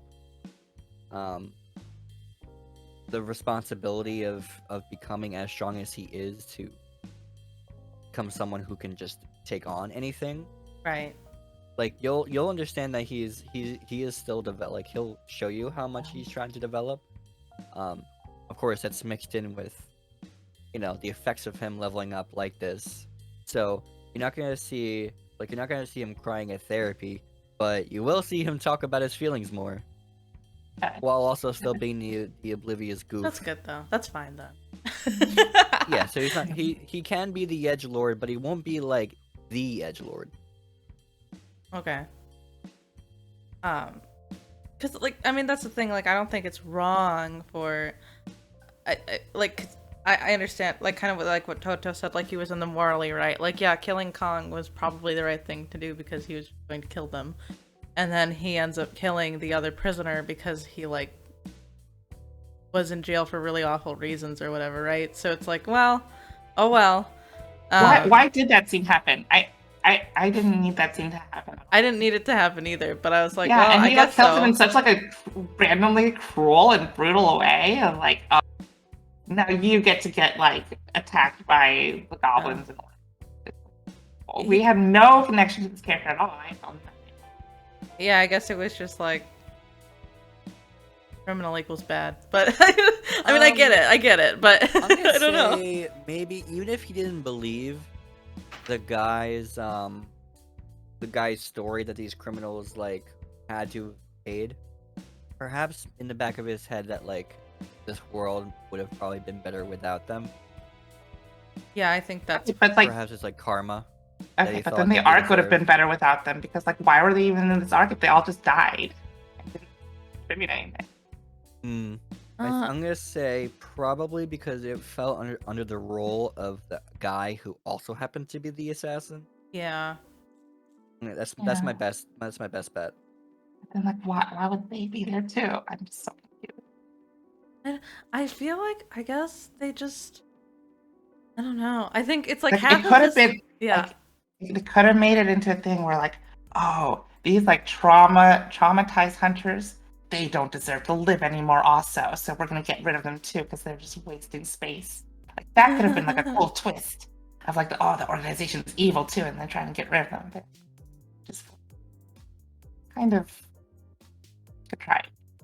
Yeah, I feel I don't know, but it was like I really enjoyed half of this arc because I liked that they all met up again, all the Yeah. people. But then I was like, but why this particular villain of the week? You're right. It does feel very villain of the week. I kind of wanted like this purple haired dude to be like a rival or something, you know? To be like he gets away this time and doesn't die, and that way, like, okay, wow, like this purple haired dude knows Sung Jin Woo's secret, but Sung Jin Woo also knows that that dude is like an assassin, so they both have like this tense, like mutual agreement to not tell each other's secret. And that would have been Yeah. that again and again over the time. So like rivals. Each time, like Sung Jin Woo was a little bit stronger. Maybe he lost this time, and the dude got away. But like next time, he'll be stronger and motivates him to get even more powerful. But no, he just True. Eh. He really doesn't have. Yes. He doesn't really have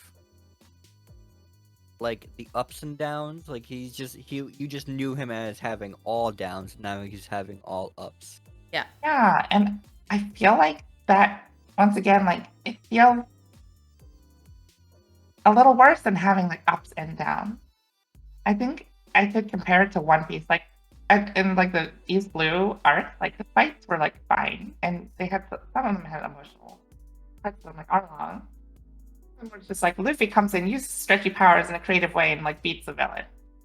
Like that's why a lot of people really like Crocodile, is because he was the one who actually like put up a challenge. It was really That's true. difficult for Luffy to actually beat him. So he lost like twice in a row. Well, we'll see. I feel like something will happen and he won't win forever. But Yeah, maybe well, I'm wrong. I think that's the next arc, right? Is the next arc the one with the Red Knight? I think that one. He goes on the raids with Jinho. Oh yeah. Yes. All right. All right. Yeah. And then he does the job change arc. Why, Yeah. why is Jinho still hanging around him? I thought like Jinho like is in between like thinking he's like a murderer, like Ruth Baker. But he's like also like I want you. It's like which one are you? If you Well- think he's a murderer, then why are you? He thinks Hanging that out with him. the risk is worth the reward Yeah, of yeah, being able definitely. to successfully clear the amount of dungeons required to be a guildmaster. So Yeah. he's like, well, he didn't kill me then, so there's a good chance he might now want to kill me now. True. Like, And he's also not the smartest guy. No, no, I think he is not. I think someone described him as a Dorcas in chat earlier. Yeah. Yeah, I think True. it is funny. He has his own dream though. Like he wants to run his own guild under his father's construction company, and he thinks that having Jinwoo be a part of that, it's the easiest way to get that dream to come true. So, I mean, at least the man has a dream. At least he's going for something, you know. So Jinwoo agrees to go in through 19 more raids, so Jinho can have enough experience to become a guild leader and prove to his dad that he can do it. Yeah. Yeah. I And- like that as part of this, they like because it's really just him and Sun Yun-woo, like Mhm. actually going in to clear the dungeons. They just bring along like 8 other people who are just like Mhm. alcoholic or like crippled or like sick, like other hunters who can't actually. It's It like was- we'll pay you money to keep quiet. We just gotta do this. Yeah, you thing. can just sit outside. You can just go outside. I It like that. was funny. Yeah, I didn't mind that part actually. And it's like a fast, tiny little thing. And I guess it's nice to see Jinwoo kind of have a friend. Yeah. Yeah. Yeah, because after the Dungeon of Prisoners arc, Juhi's like, I'm retiring. Let's meet yeah, up she- in Busan Does at she some ever come point. back? You can. Does she actually come back? Never come back. The healer? Yeah. Yes. Okay. Oh, okay, good. In some capacity, not full regular hunter Right. capacity, But I liked but her. Yeah. she does pop in. That's good. Hope she has a nice, peaceful life in Busan. I know. Yeah, I just like. The other thing is like, it's hard to tell Jinwoo's character because he doesn't really someone he consistently interacts with Yeah. till now. So Yeah. even then, though, he kind of just like talks to them like badass. So you just like stand aside. Yeah, and it's Kind kind of of even like- hard. Like, I don't mind his little sister, but she's just a little sister, and so he treats her like she's just a little sister, which is like what every older brother would do. Yeah. So I'm like, it's nice to know that they have a good relationship, but yeah. It's just like you gotta have more to your character than like he's good older brother and he's very strong. Yeah. Yeah. I don't know. Quirks, any like weaknesses, any feelings. We'll see. Does he do what he like? I get that he's taking care of his sick mother, but it would have it really helped at some point to get like a flashback of like his mom, Mm-hmm. something to get. Oh yeah, that's my actually until the very last few chapters, the entire time I was like, okay, Jinwoo's mentioned his mom is dying. What happened to his mom? He doesn't mention her until like chapter like 60. It's honestly the story they gave was just it's a side effect of a couple of things that happened in Right. the story, but the one thing I can say right now is that it was a side effect of the exposure and creation and the appearance of dungeons. Like essentially she got a dungeon sickness Oh. that just made her like essentially comatose. Yeah. Oh, that's kind of interesting. Yeah. Exactly. Yeah, once they explained that, I was like, oh, okay, I'm kind of interested. But they wait so long. I was Mhm. like, That would be a cool story point too. Not like maybe in a future story of like, yes, there's like these dungeons that open up, but just like people who like travel to like other countries, especially like back in like 1700s, when you go there and you come back, you bring all these germs with you too, like dungeon fantasy magic germs. Oh my goodness! Now we also have to deal with like the falling out of like epidemics too. Or we have to like face RPG polio or not polio. Yeah, I don't think that I've seen that ever be done in like Fox. isekai kind of stuff. Yeah. Magic germs. Magic germs. Which is I'm gonna write a new isekai yeah. where it's just literally just a doctor, and then like when the isekai heroes come back, they bring magic germs with him. So he's just stuck in this world trying to deal with all the magic germs. oh no. But yeah, I when they brought that up, I was like, okay, now I'm interested. Tell me more. But it takes a while. The whole time I was like, but Gene, did you forget about your mom? He didn't. He just wasn't thinking about it because he had a lot more other things to deal with, I guess. This game and Yeah, he was gaming. Games on your phone. Now that we're like a little over halfway through, do you guys want to take like a few minute break? And then we can cover the second half. Absolutely. I don't That want to make you was, go forever. Just so you guys have like a small. okay, I said as you want me to go forever. No, don't go forever. No. Okay, we'll be back in like I don't know 3 to 5 minutes. In a sec.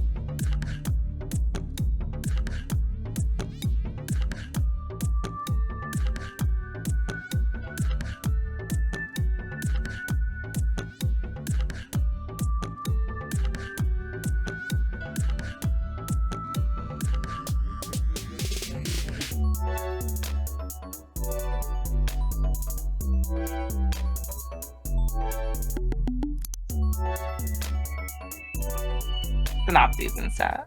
Hello. It's a tough pill. It's a tough pill to swallow, I must say. Hello. We were off topic for a second, but we're back. Hello, everyone. Reading flows through our veins. Don't you know? Reading, it's true. You talk about one book and you're gonna talk about 10 others. So. Yeah, I know. That's good. That means we realize. It's true. Inspired by you guys. Inspired. You're just so good. That's so good to me. Where were we? Oh yeah, so yeah. Ginu and goes through the ragtag raid party is what this wiki says. for like 19 different raids, and then at some point, Jinwoo gets a quest notification saying that he can be transported to another dungeon for a different dungeon for his job change, right? Mm-hmm. Yeah, and he's like, oh, I need to take like time off to do this, and he goes on a trip. He doesn't really go on a trip. He just says he's going on a trip, and he goes to like some tall building in Korea that probably has significance to people that live there, but I don't know what it is. And he like opens the gate door and goes through it. Gosh. And he fights a lot. He fights armies of soldiers. There's like different kinds of soldiers with all different kinds of weapons. And he's like leveling up. It has like different. Wait, hold on. I might be going too fast. This dungeon has like stipulations, right? Yeah, it has certain stipulations on like think of this dungeon as like a skill check type of dungeon. Yeah. Like if you need to, there are different types of think of like a well-rounded like formal hero party. There's the knights, there's the archers, there's the mages, there's what else? There's one more. There's just like general brutes that they're all helping Sun Jin-woo realize like, oh, if you have any deficiency in your skills, then you're not gonna be able to pass it. So it's a very like, it's like a war of attrition sort of thing. But what's the stipulation is that he is not going to necessarily level up from those certain mobs. He can defeat them and he can level up. Sorry, he can level up, but he's not going to receive the recovery bonus nor the mana recovery. Yeah, that's what it was. Of the building itself. So really, he really just needs to like play this smart, conserve his mana, stuff like that. There is a second stipulation that happens after the main boss fight as well. So he kind of makes his way upstairs, goes to the building, kind of fights, and like, you know, like I said, test his different attributes, see if he has a good sense of where he is or where he needs to like work on himself. And he makes his way eventually to a throne room where a red knight, is designated to protect the throne itself. So the knight, I forgot the full name, it's like Red Crimson Egress. Yeah. If you remember the difficulty sensor that the system has of like the different names with the different colors, like his name is highlighted with a deep crimson red, as red as him, indicating how powerful he is in relation. So again, this is like a skill check. Like, this is a powerful enemy. You got to use everything that you can to fight him. He's a Dark Souls boss. Yeah. It was a Dark Souls boss. Yep. Egress the Red. Oh my god, if they put, I would imagine they could put Egress in like Dark Souls or Yeah. I mean, Elden Ring. yeah.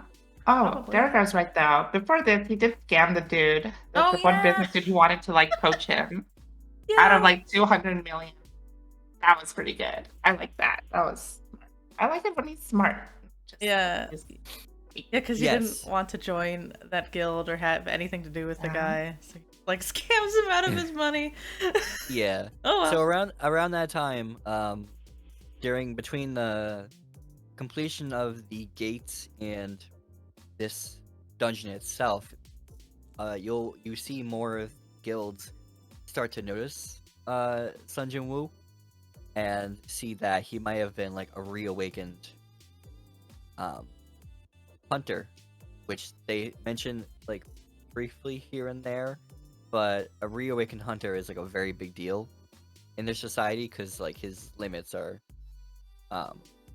you know, the possibilities for him are unlimited, and is also sort of seen that he has now been the survivor of 3 different dungeons that have gone awry in some way. The double the Daily Double lair, the Lizard lair of the PKers, and the criminal lair with the Yes. happenstance.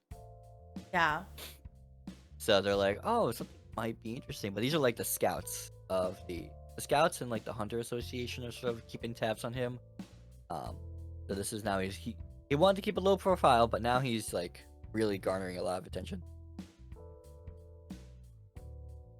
So Yeah. Yeah. I want to talk about the fight with your boy Igris the Red.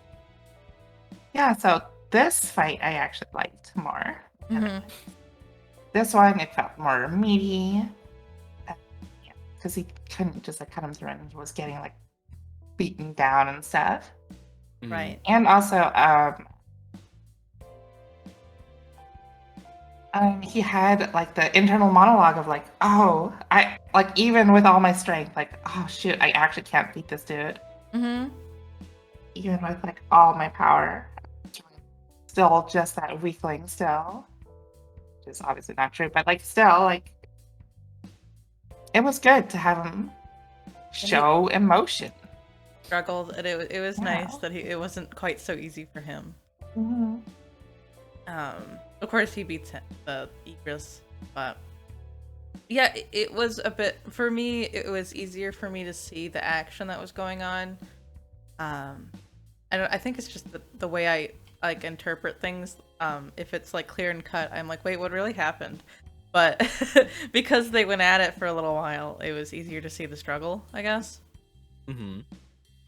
Yeah. Yeah, it was choreographed well too. Like the night Yeah. and the night fought like Yeah, all the they fights are dropped them. choreographed really well, I will say. Yeah.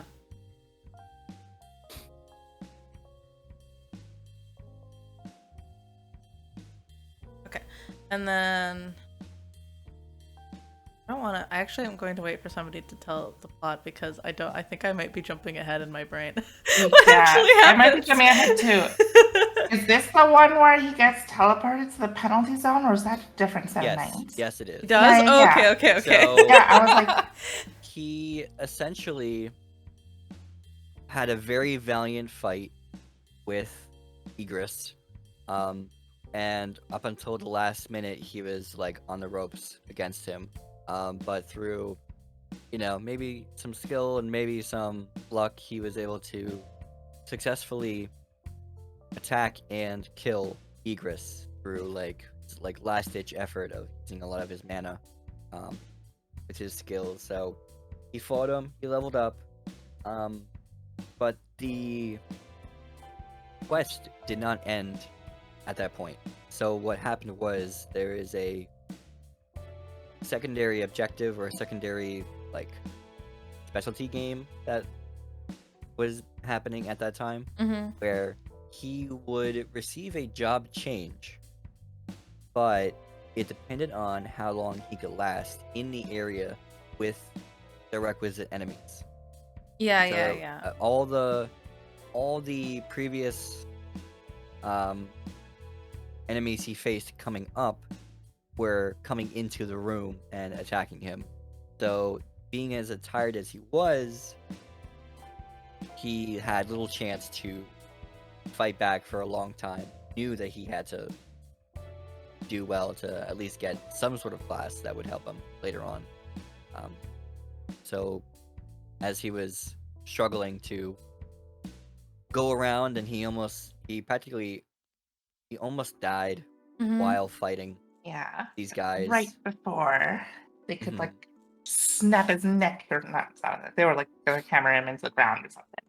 Right before they could strike, though, the whole thing for penalty of like not doing your daily workouts popped up, and it's like taking you to the penalty zone for not doing your workouts right in time. Yeah. Yeah, saved by the bell. Indeed. He really So was he was sent to the penalty box, the little timeout zone. He was sent to Planet Arrakis. Dude, Mm-hmm. Yes, another trip to Dune, Idaho, yeah, and and he was able to fully recover and actually take advantage of leveling up. Yeah. And using the potions, using the store, leveling up to recover his his HP over time. So he was able to fully prepare for the fight once the 4 hours were over. So, you guys remember from that point?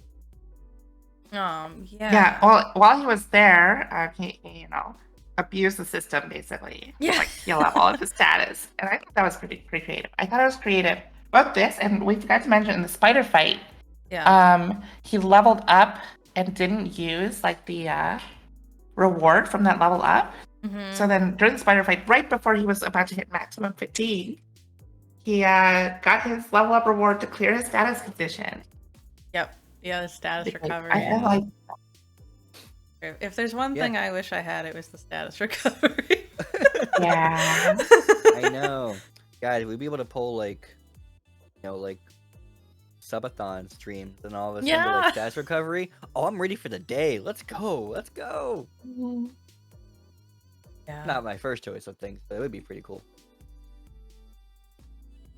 Or reward bigger boobs. Hell yeah, let's go.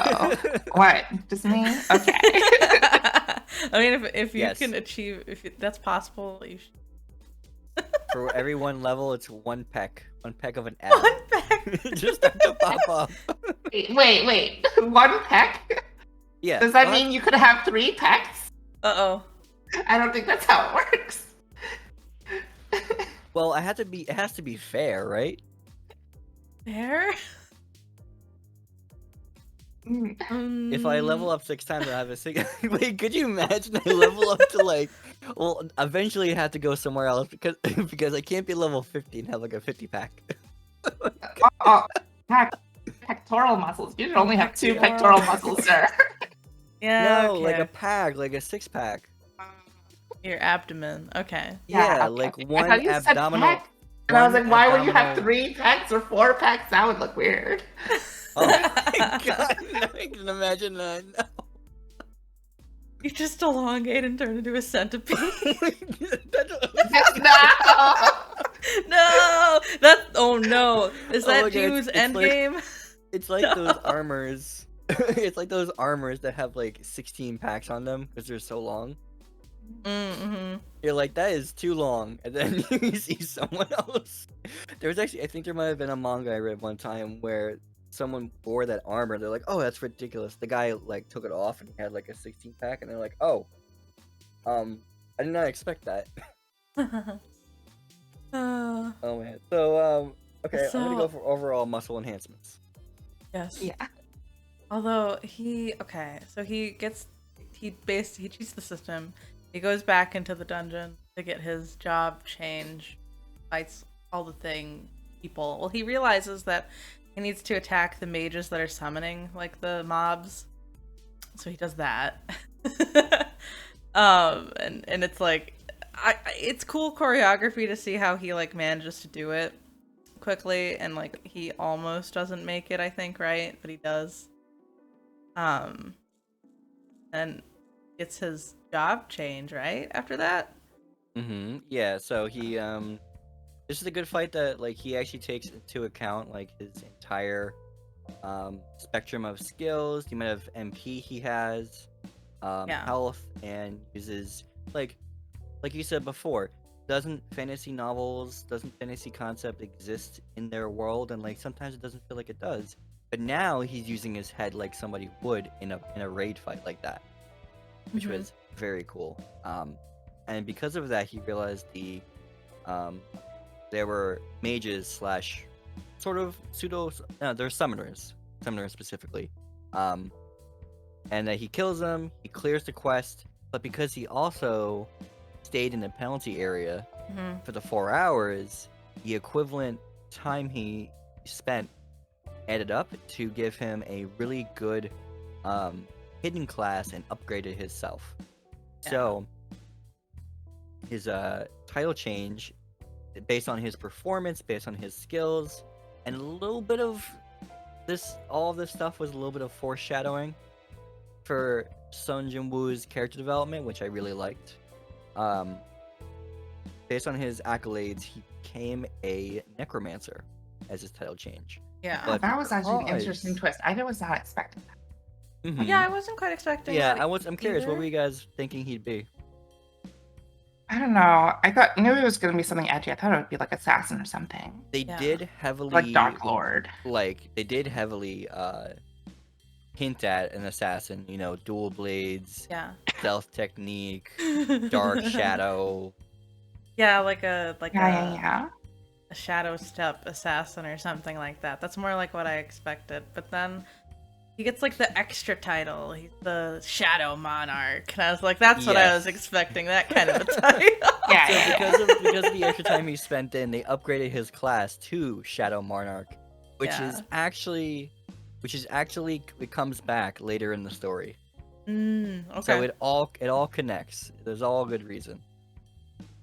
You know, and if you would be able to, if you remember the fight with the purple-haired assassin, he had mentioned.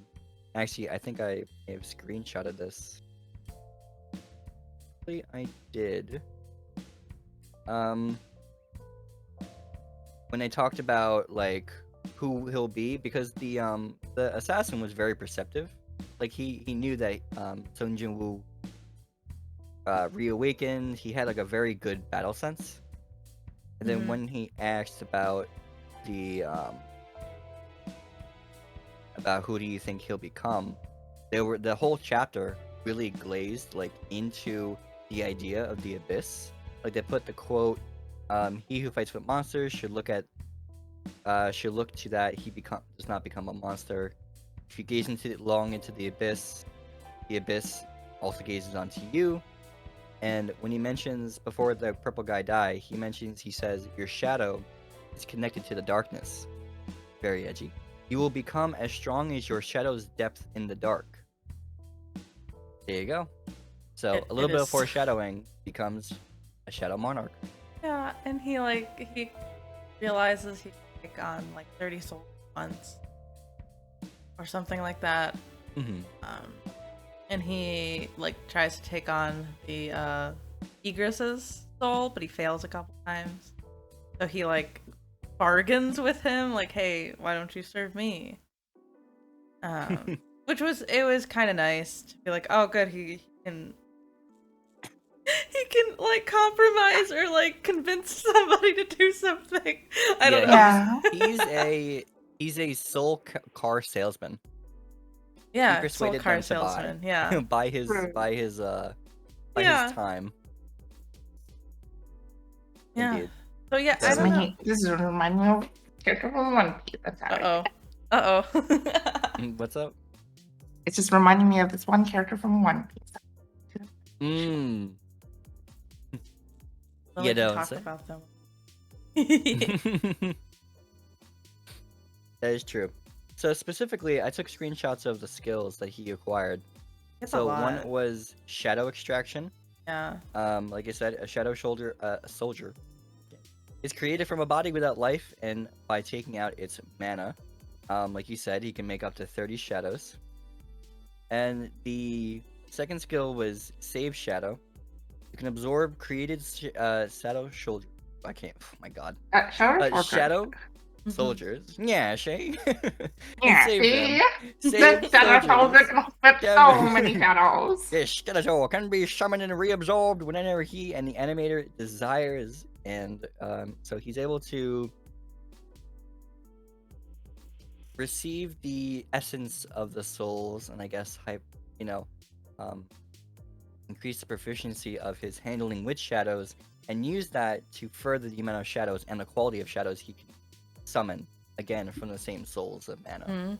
that he acquires from people. So, obviously, proficiency equals the amount of play that he has with it, and he on his third and final attempt, he was able to summon Egris, and like you said, persuaded him, car salesman like, to become his protector. Mhm. And Yeah. that's So yeah. about that. Yeah, I wasn't really expecting Necromancer, but it does fit in with the edgy theme. So Yeah, Mm-hmm. yeah. that's true. I don't Just like the edge of see his as blade. many necromancer main characters, I don't think. Mhm.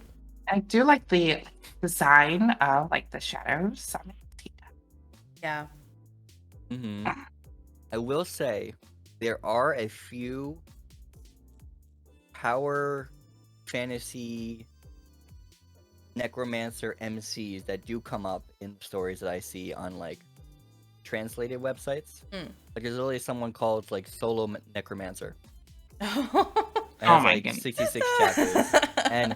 But it takes a different twist. It actually takes place in, like I said, it's like in Korea. It happens, and then they all are part of everyone's part of a big game, and they're picking their skills through like skill cards. And he got a rare card called a Necromancer, and he just like, he finds creative ways to use it. Again, another unique sense of it, probably inspired from Solo Leveling's use of Definitely necromancy. inspired by Solo Leveling. Yeah.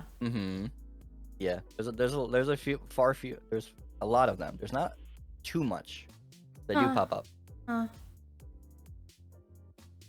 not as edgy though.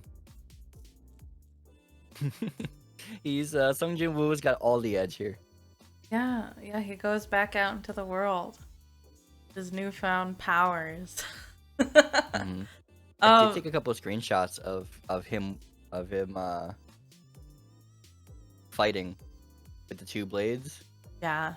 Total edgelord, 100%. Oh yeah, definitely. Careful, you're gonna cut yourself on that edge. Oh, that edge. Ah! Oh no. Blades dangerous. I did think it was sort of funny that as soon as he returns to the real world, his sister's like, "Hey, you need to go to my parent-teacher conference." It's like, "Oh no, real world responsibilities!" Ah. Oh, I will be late. I'm so sorry. He finally has his like off-screen fashion montage, and he gets a haircut. I'm kind of sad that it was off-screen. That fashion. See him picking out each T-shirt. I know, getting dragged along by a female character being like, "Why am I here?" Well, you just need to know how to do this. And it becomes powerful, and then they're like, "Oh no, I need to gatekeep this. He's too hot." And then he just straddles along anyway. He needs a power limiter. Literally, I think there was a manga that did that. The manga, they're like, "Oh, let's fix up your hair." They looked at his hair like, "No, I need to keep this for myself." Yeah. Thank you. Yeah, and I was like, okay, I guess he's going super cool look now, but I kind of didn't mind it before. All right. If that's what makes him happy. Yeah, I'm sorry. I don't like his design. I Yeah. know, we're striving further and further away from Toto's from ideal soft and squishy. Soft, Yeah. squishy, good boy. And now he's all edges in every Yeah. way. See, I gotta have my people at the extreme ends, either extremely femme or extremely manly, like a JoJo character. Can you imagine, like him going through all of this but looking like a buff JoJo character? Oh my like, god, just I as just a need star? that just a jaw. Great. Yeah, but he still has a tiny dagger. Yeah, If just he can say "Eyes of Heaven" once, Yeah. that would be complete. that'd be hilarious. I'd like Eyes it. Yeah, of Heaven. funny. Yeah. So yeah, he goes to the parent teacher conference, and his sister's getting good grades, and she wants to be a medical assistant or a nurse or a doctor. I don't remember which one. But the teacher's like, "You're a hunter, right? Can you tell this girl to go back to school? Cause she thinks she's super special cause she awakened. But like getting your high school degree is important too." That's when they go robble. He's like, "I guess so." Fine. Yeah. Don't plant that image. And so he like meets up with her and realizes it's one of the girls that was going along with the 19 raids with armor guy. and he's like, "Oh, okay." And she says like, "Don't tell me like to stop because I'm not going to stop being a hunter." But instead he's like, "No, that's okay. I'll just help you be a hunter," or something like that. Maybe somebody else can put it more succinctly or eloquently than I can. But yeah, he agrees to like, I don't know if mentor is the right word, but like take her along on his next journey.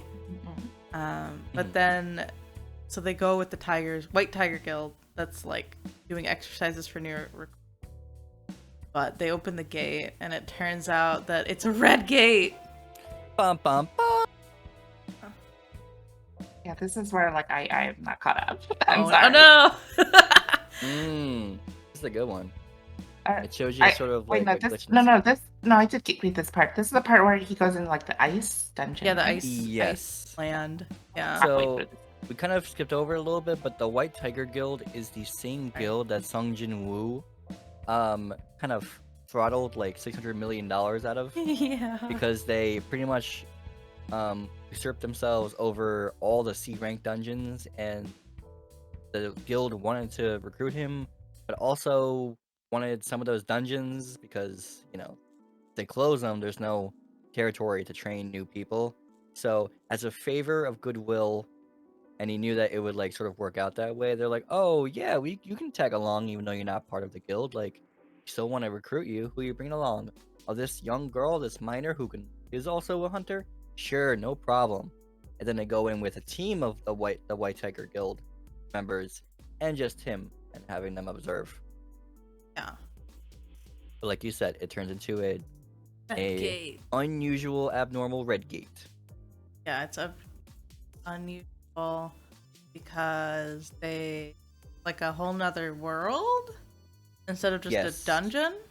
It closes off the gates that are on the the side of like Korea, like their world. It closes off their world's portal, and it shifts. It's like a complete shift, I guess. Like, you can imagine something like teleportation versus like whole dimensional shifting. Mm-hmm. In a way where they just get, you know, it's like a complete transformation, and the rules are a lot stricter, and it also changes the difficulty Yeah, right. of the gates as well. Right. Yeah, so no one can go in, no one can go out. So they're stuck in like, and I don't know, Michigan. And so then Yeah, northern it's Michigan. like getting Antarctica. it's like taking a flight from New York. You know, it's like taking a flight from LA to New York, but all of a sudden, without anybody saying so, they transfer you over to Michigan. Yeah. And now you can't go anywhere until you find the boss who can help you get like out. Like, you gotta tell him off, and he has to go away, and then you'll be able to get back.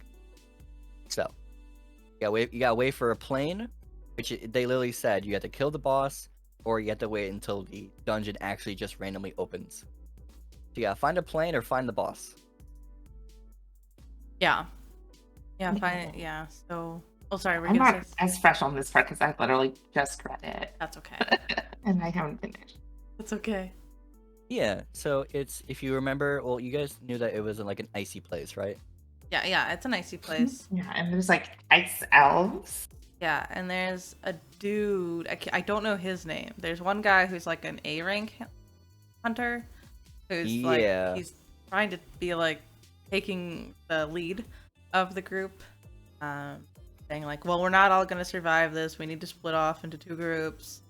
And then he like picks who he wants to like have come with him, but then one girl is like, nah, and goes with the other group, which Jinwoo is of course a part of the other group. Yeah, the A rank, his name is Kim Chul. Kim Chul. Okay.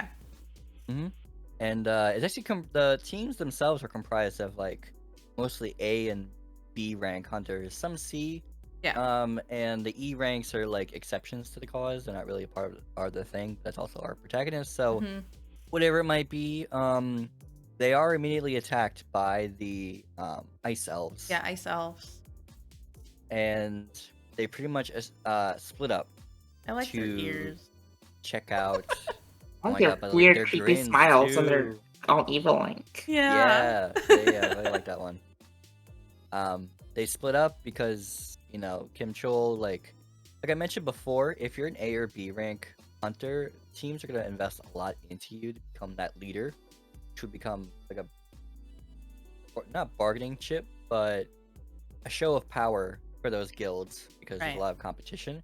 So these people put a lot of money into Kim Chul, and they're like, oh yeah, Kim Cho will lead the way, and Kim Cho's like, yeah, I'm gonna do it. I need strong people to help me find the boss, and we're just gonna kill him, and we'll do it. And then so they split up. Obviously, they don't do a whole lot, but they get absolutely destroyed because Kim Cho he's like the big brute, has poor leadership. I think like Mr. Know-It-All. And Kim Jong no Kim, no Sun Jin-woo and his team went around to the forest, and he pretty much says, "Oh, I'm gonna go train here. I'm gonna kill everyone." And this is the real start, I think, of their solo leveling's style of like emphasis about power. Because everything you do is he literally bare-fisted, like bare fought an ice bear with like one punch, and he killed him. Yeah, you're gonna see a lot of bear fighting with bare hands, but more so, just like the oh my god, like sort of the shonen pro tag, like oh my god, like I know One Piece does that a lot. Yeah. Like with the exclamation, it's gonna happen a lot in this story. Yeah, like his whole group is like, well, who is this guy? How is he just fighting all these bears? Yeah, they're in the forest, and they're like, oh, we really shouldn't be here. This is bear territory. And he's like, so you're saying this is bear territory? She goes, yeah. What part of that wasn't clear? He's like, yeah, awesome. So I'm gonna do all the hunting here. Like, no, let me help you. Lily decks one in one hit and goes, all right, let's hunt all of these, and I'm gonna go exercise. And he goes to fight even more and just like desecrate the area. Like sit-ups on a tree branch or pull-ups. I don't know.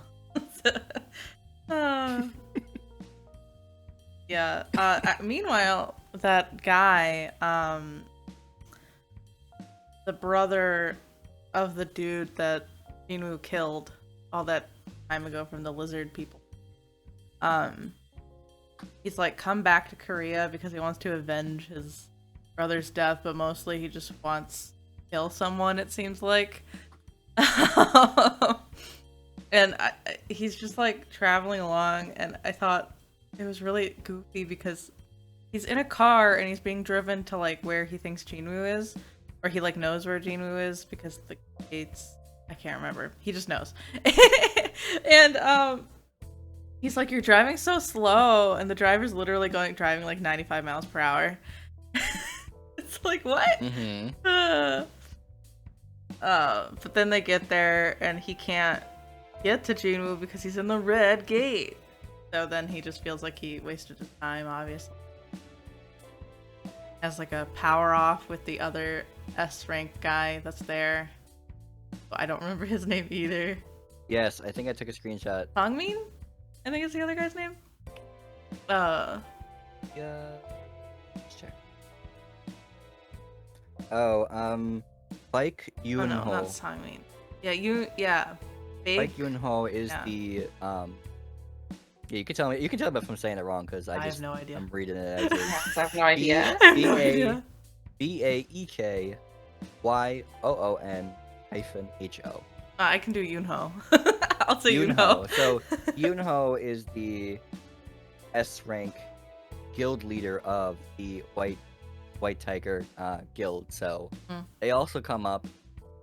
You know, the same guy who's been trying to recruit Sun Jin-woo. Everyone's starting to be like, well, who is this guy? Why is this other S rank guy coming all the way from America to see this guy? What's the deal with him? Is he strong? What's the deal with this red gate? Like, there's just mass confusion, and of course, Sung Jin-woo is to be like, whatever. But I digress. It all happens, and Yeah, I think that's the spot where they establish that anyone that's like super duper strong, like an S rank, like glowy eyes too. I think because you don't really see it a lot before then. But with those two S rankers not really sparring but about to, it makes it clear the power levels, I guess, or makes it more distinct, the power levels. But back in snowy Elsa land, yeah. There's a hydrate. They're fighting the Or no. the elves, but they're not Jinwoo, the A rank guy and his team are Kim Chul's party. Kim Jewel, sorry. They're all fighting the ice elves and are not doing a very good job of it. To the extent where I think everyone else dies except for Kim Chul, and so he runs back into the forest to try to get away. But he doesn't make it. Or he does make it. He makes it to like the Jinwoo's like little encampment where they're all happy and eating bear meat. And they all have like literally... coats because Jinwoo just bought them coats in his inventory and is like, here you go.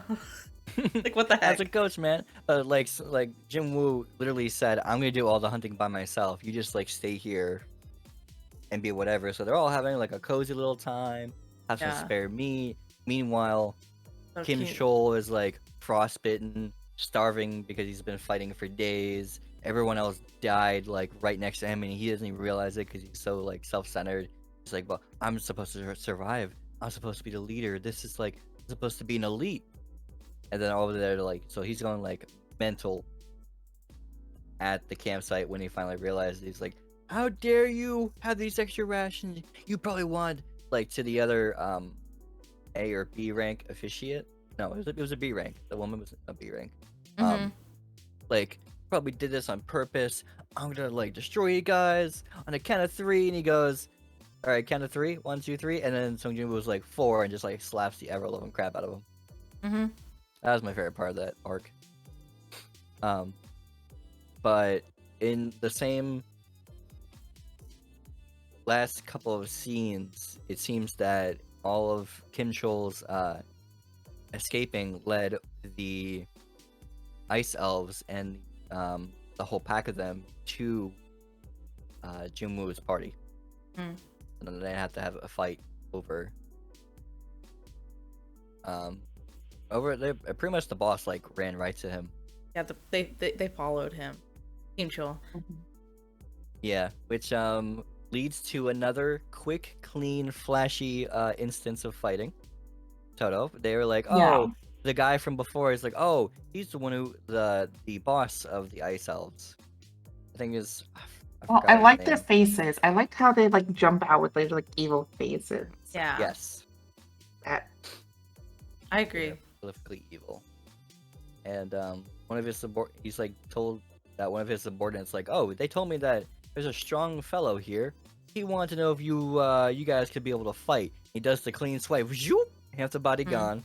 He's like, I don't want to hear what you're saying. What's next? What's your point? The bear fight was better. The bear fight. Yes, that is I get true. it.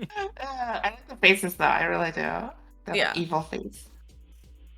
I think I liked that it's established that Jinwoo can talk to these creatures.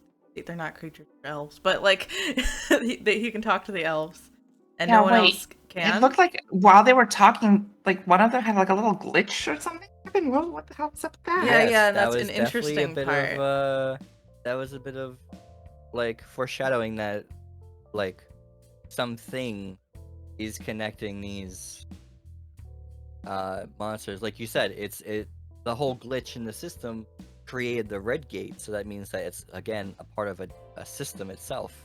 All right. That Yeah. glitched them to not reveal why are they even in this place in the first place. Yeah, and they just say that like a voice is telling us to kill the humans, and we have to kill the humans. But he can't say why. Dun dun dun. Mm-hmm. Intrigue. More interesting. Feel the intrigue. Yeah. Yeah, they don't know why. And then it's not a very long fight, but Jinwoo fights the Baraka Ice Elf King Man thing using his like summons. It was Baraka, okay. Yeah. Yeah, I don't know why. I remember Baraka, but I can't remember anybody else's name. No, you know what? I thought Baraka was the snake for like a second, but no, I had the Manhwa chat up, and I'm like, oh, I should have just looked. Yeah, I don't know. So, yeah, they fight. It gets killed. And then the gate opens up because it was the dungeon boss, and they're all safe. I do realize that I didn't even understand that it was a thing until the girl Songi that he goes in with mentions it, but he was trying to like capture the soul of the ice elf king, but it doesn't work. But he does get the soul of Kim Chul to That be is part true. of his So army.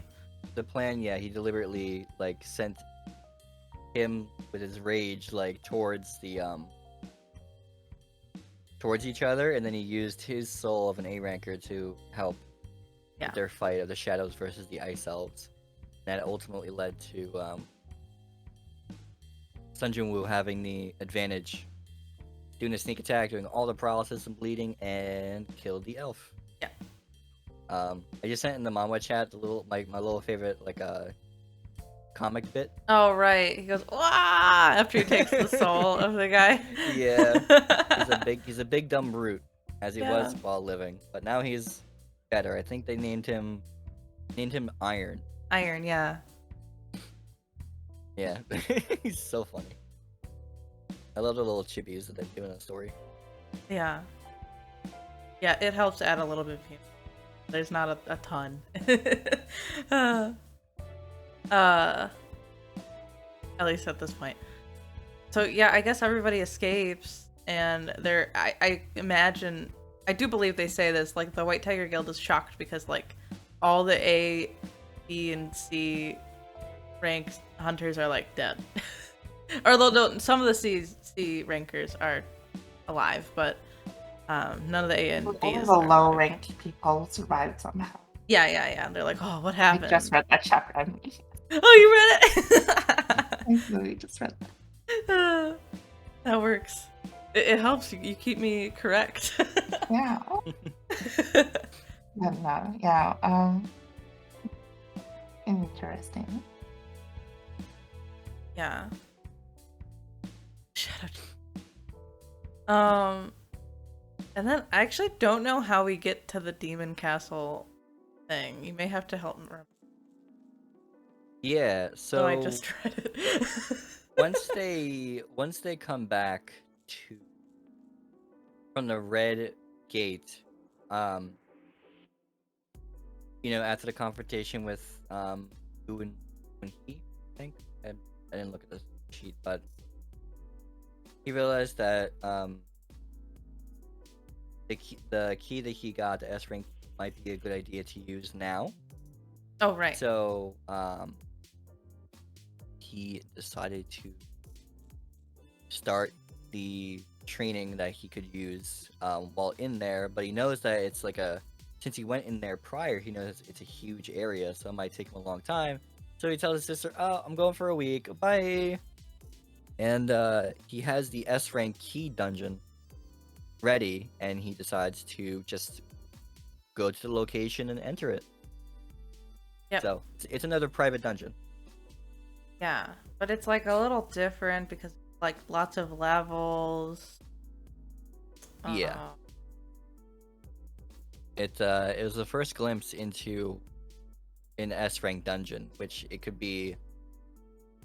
S rank dungeons could be like, the difficulty is, first off, well, besides it being, much more difficult, they're able to morph into much more varied options. Like you get a glimpse of, they reference like Juju Island or like Jeju Island. Oh, Jeju Island, yeah. Yeah. That's another S rank dungeon, and that manifested a ton of creatures that was like able to overrun a lot of hunters, and so far that it even failed to be conquered. So that's one area that's like a dungeon outbreak, which is a common trope in some manhwas where the monsters are able to leave the dungeon itself. So Yeah, technically so, like, that's a different style. And Jeju Island is just like lost, Yes. overtaken by bugs. Ants is what they said, right? Ugh. Yes, they're Ugh. ants. Ugh. Oh my god, if you don't like ant, you're I can handle it. just be ready. This is just giving me Hunter x Hunter vibes. Yes, I know that it will the be flying ants that are coming. later on. We will have something like a Chimera Ant arc Oh boy. Yes, in yes. terms of length for something productive like that. Right. So good observation. They are called hunters, and they're fighting ants. That is So, true. Yeah. I don't see True. it going anywhere, but like, yeah. it'll happen. If I had a nickel for every time hunters fought ants in the comic, I'd have 2 nickels. Which isn't a lot, but it is weird that it happened more than once. It's weird that it happened more. Right though. It all started the day I was born. Both my parents didn't show up. Puss. Octopus. Poor Doofenshmirtz. He has like the only legit evil backstory. hmm Supposed to be a gardener. Backstories. He has many. Yeah, backstories. You're right. Yeah, every other time is like a flashback. It's like a filler arc. You're right. Which story should we pay attention to? Nobody knows. But All true. yeah, the answer is just yes. Yeah, I think that is. But Yeah. So he does enter he knows it now as the Demon Castle. It is different in that it, like you said, it has 100 floors, and he needs to collect 10,000 souls, yeah. which means there are at least, according to him, 10,000 monsters in the dungeon. So Yeah. it could take him quite a while to get it done. Fancy Yeah. schmancy. And it does. I think it does take him a while to get to. He gets to floor 50? He's like halfway through, I thought. Maybe I'm wrong. Mm-hmm. Yeah. Like, oh wow, that took a while. Using his like buddies to help him. He has like a bear shadow that he named Hank that he uses to beat up one of the major bosses. Yeah, the major boss of that is Vulcan, Vulcan, yeah. a giant gluttonous being. Yeah. Yeah, this is the part where I was able to get up to before here. Okay. So this part's a little I'll do my best because I've read it all. myself. Yeah, I am glossing as we go. That's okay. Just remember. So then after that, it's he leaves at some point because after he beats up Vulcan, he gets the recipe for the holy water of life. Yes. And he realizes this can cure his terminally ill mother. Goes back to the real world, and then he actually visits his mother, and I'm like, finally! That's what I've been waiting for. He does. So he does that, and then he realizes he has 2 of the 3 ingredients needed to craft the holy water of life. And God, in between all of this, there's like something happens, and they find like a mountain man within a dungeon, and the mountain man is just like beating people up. And he's like, Is this the character you thought was hot? no, not the mountain man. Okay. No, He does look different from all the other men we've met. He does. And you did say we haven't had a hot character until Yes. like He is the true. mountain man that is magically in America, but he is originally from Korea. Yes. His name is Sung Il Hwan. Yeah, Ilhwan. Yeah.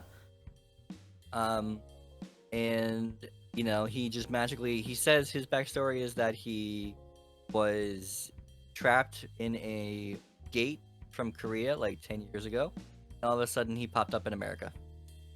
Yeah. Yeah, and he like doesn't speak English, so they have him like in custody, but they have to bring that S ranker guy that tried to kill or wanted to kill Jinwoo, who had just returned back to America to talk to him. But then they just have like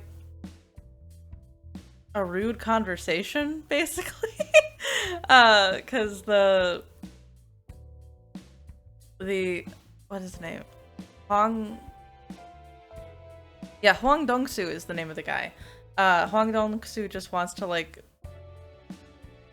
beat up this Ilhwan guy who just showed up because Mhm. they realize that it's Sung Jinwoo's dad. Dun dun dun. Bum, bum. And he's just like, oh, I just need to kill somebody. I just want to kill somebody. And I guess because he kind of sucks. So they start fighting.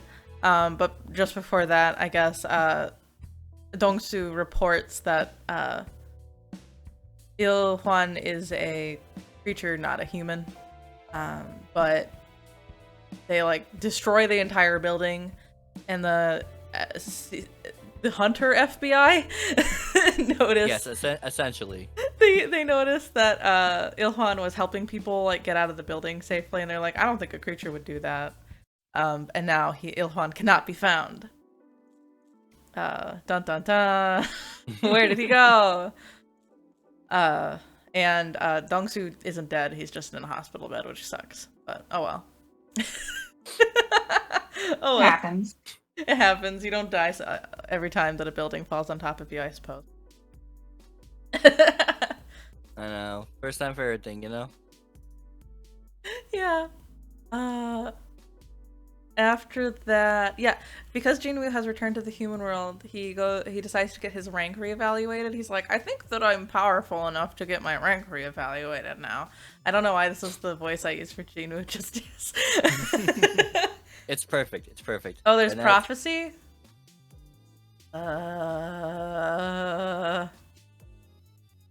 Realm, is there a prophecy? I am blanking. Was the prophecy in Demon Castle or after he left? Deregard, do you remember? I need to phone a friend. It isn't the Jeopardy way, but... Flashback to the fight. Ay, ay, ay. Maybe if I go through... Find it. I do have a keep with a bunch of notes I made as I was reading it, but they're all just silly and not relevant anymore. Not sure. How you doing, Toto? Sleepy. And also, I didn't read this part, so I don't have much to add. We're almost done, though. It's okay. No, it's fine. It's fine. I just feel bad because I don't really have anything to add. Look us. I That's don't know. okay. While we figure that out, Junwoo returns to get his rank reevaluated, so like he goes to the evaluation building, or just the evaluation building, I think, and he like make up events that didn't happen, that just happened. You could do that. So then, Song, he decides that he is going to create a whole new character because he has a system. So he goes back to the character creator and makes himself a hot lady. And then, no, I'm kidding. Right. Oh, at 64. Oh, that's the last okay. chapter we'll talk about, I guess. But although we're kind of just going in whatever order we remember things Yeah. in. So I guess I have time. So yeah, he goes to get his rank reevaluated, and it's like this big orb that he's supposed to poke, I guess, to get reevaluated. Yeah, you like input your mana into it, and just like they're supposed to be able to read the output. Yeah. Yeah, so he pokes it, and like the girl who's running the test is like, it's broken! The machine's broken! And the guy comes in, and they decide that he needs to like come back in 3 days because they have to request to use the bigger machine. But I guess what it really means is, and everybody in the building and surrounding the building knows that it means that he's an S rank, and that even if he gets tested again, it doesn't matter because it can't actually. There isn't like a way to actually gauge if he's like S rank or SSS rank. They don't have beyond a power level, like they're tapped out, I guess. Yeah, and then the most important thing for you, Trix, Yeah. was please do the honor. I don't even know what his name So- is anymore. So his name is Choi Jong-in. Oh yeah, Choi Se-young. He looks like Choi Se-young from Mystic Messenger.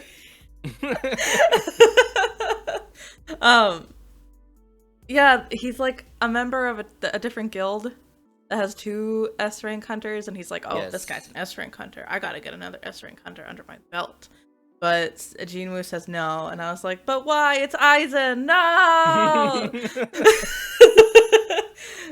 Don't make him a main part of the plot, even if he's evil. No! And then I just like classes characters. I'm sorry, everyone. Mhm. It doesn't matter. He's a top tier fire mage. And he has red hair, so it counts more. If anyone is wondering, I do like Futaba from 5 a lot. No idea what you're talking about now. Oh no! Send me a picture. Oh, there's a picture in the Manhwa reader chat. I spoilered it though. Oh. You can unspoiler him. He just looks like Aizen, to be honest with you. Yeah, with I'll red check it out. He hair. does just look like Aizen. I was like, just like, good. I can get down with that at least. Because all the other characters so far I've just been like meh about. Yeah, and Yeah. Jinwoo gets approached again by, what are they called? Like the Hunter CIA of Korea? Something like that. Yeah. The Hunter Association, yeah. Where they like keep all the other hunter guilds in check and everything, so they want Jinwoo to be a part of that. To like keep the peace, I think, or help keep the peace. But Jinwoo turns that down too because he wants to keep fighting. And I guess he would take like a backseat to the fighting if he became a part of the Hunter Association. But he can tell that the guy that's like the chairman or the head of the Hunter Association is like super duper powerful. Even though he's old. So we see another super strong guy. And yeah. I think that's about it. Jinwoo wants to get the last part of the ingredient to make the holy water of life. He got reevaluated. I assume for like because he wanted to be public about his power level now. Or he wants to join a guild. It could be both, actually. And then I feel like, I don't know for real, but I feel like he's gonna just go back into the demon castle to get that last ingredient next time. But yeah. I kind of wish he didn't have like 2 of them already, because like why would it be 3 now? Why is it 3 ingredients to make this, and then he just needs 1 more? Why can't it just be he needs to go get the holy water? Why does it gotta be like That's this? true, that's I don't true. understand. I don't We need understand. suspense. But like, he didn't get the other 2 like on screen. Because fantasy tropes? Yeah, probably. Yeah. But then like have him do like 2 other things.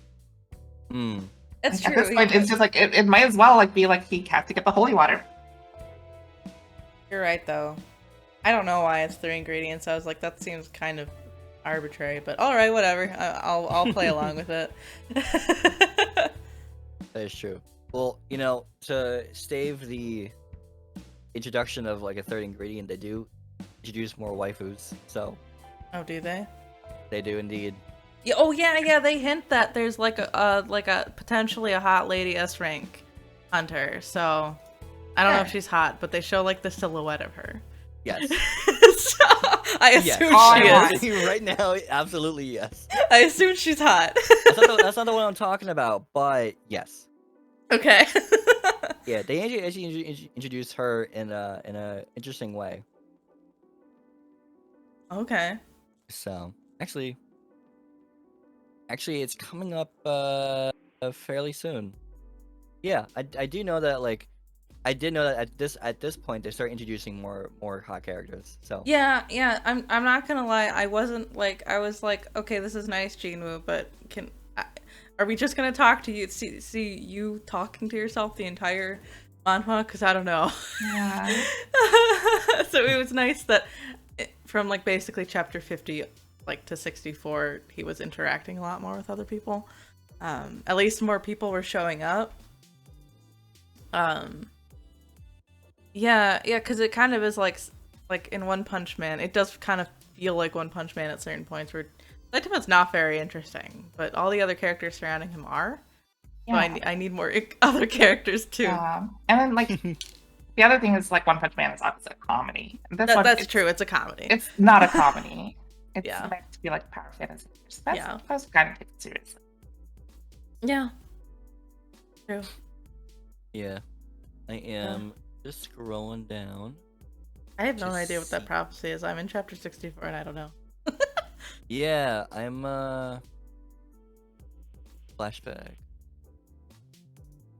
I wonder if is it the one here? So, the S-Rank hunter of the Scavenger Guild, the younger brother, he apparently got his stuff rocked by Jim Woo's dad, Yeah. and the guy goes, never set foot in Korea ever again. It's not for my son, but for you. Even after your death, you won't be able to close your eyes. Is Oh, that yeah. the prophecy? Yeah, if that is the prophecy, he's just like, don't ever talk to me or my son ever again. Don't talk to me or my son's son again. Yeah. If that's a prophecy? I thought he was just making a threat.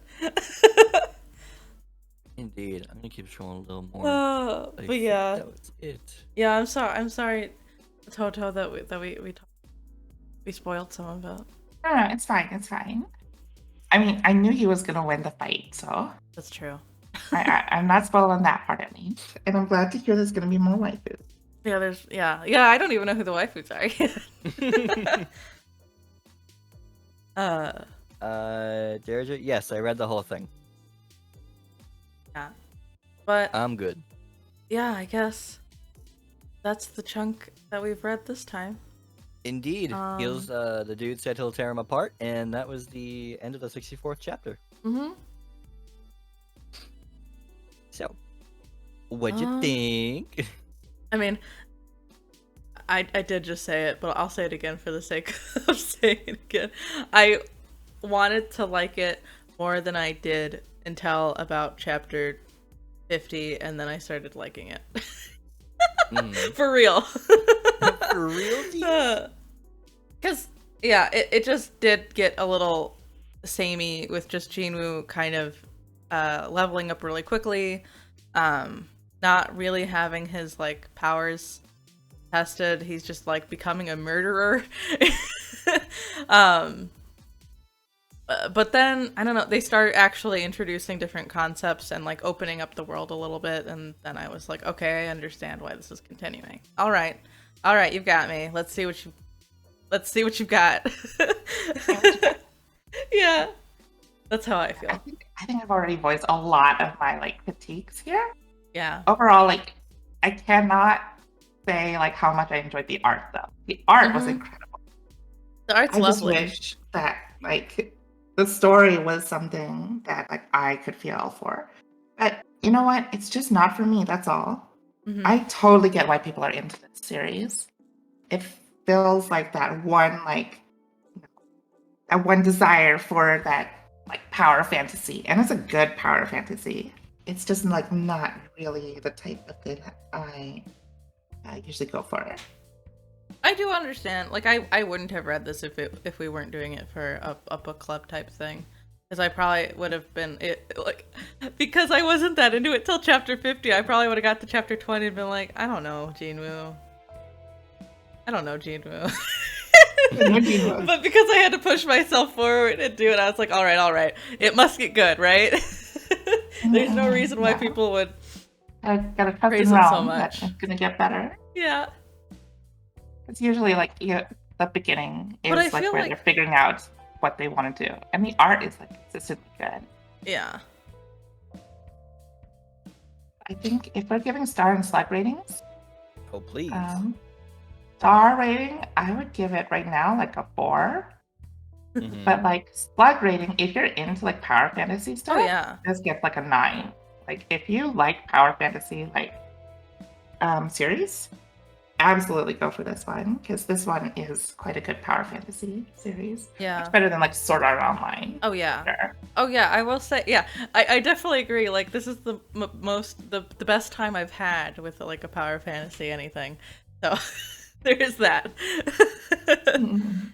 I've actually watched Sword Art Online twice, and I don't remember any of it. So, and I remember what I read in Solo Leveling, so it's good.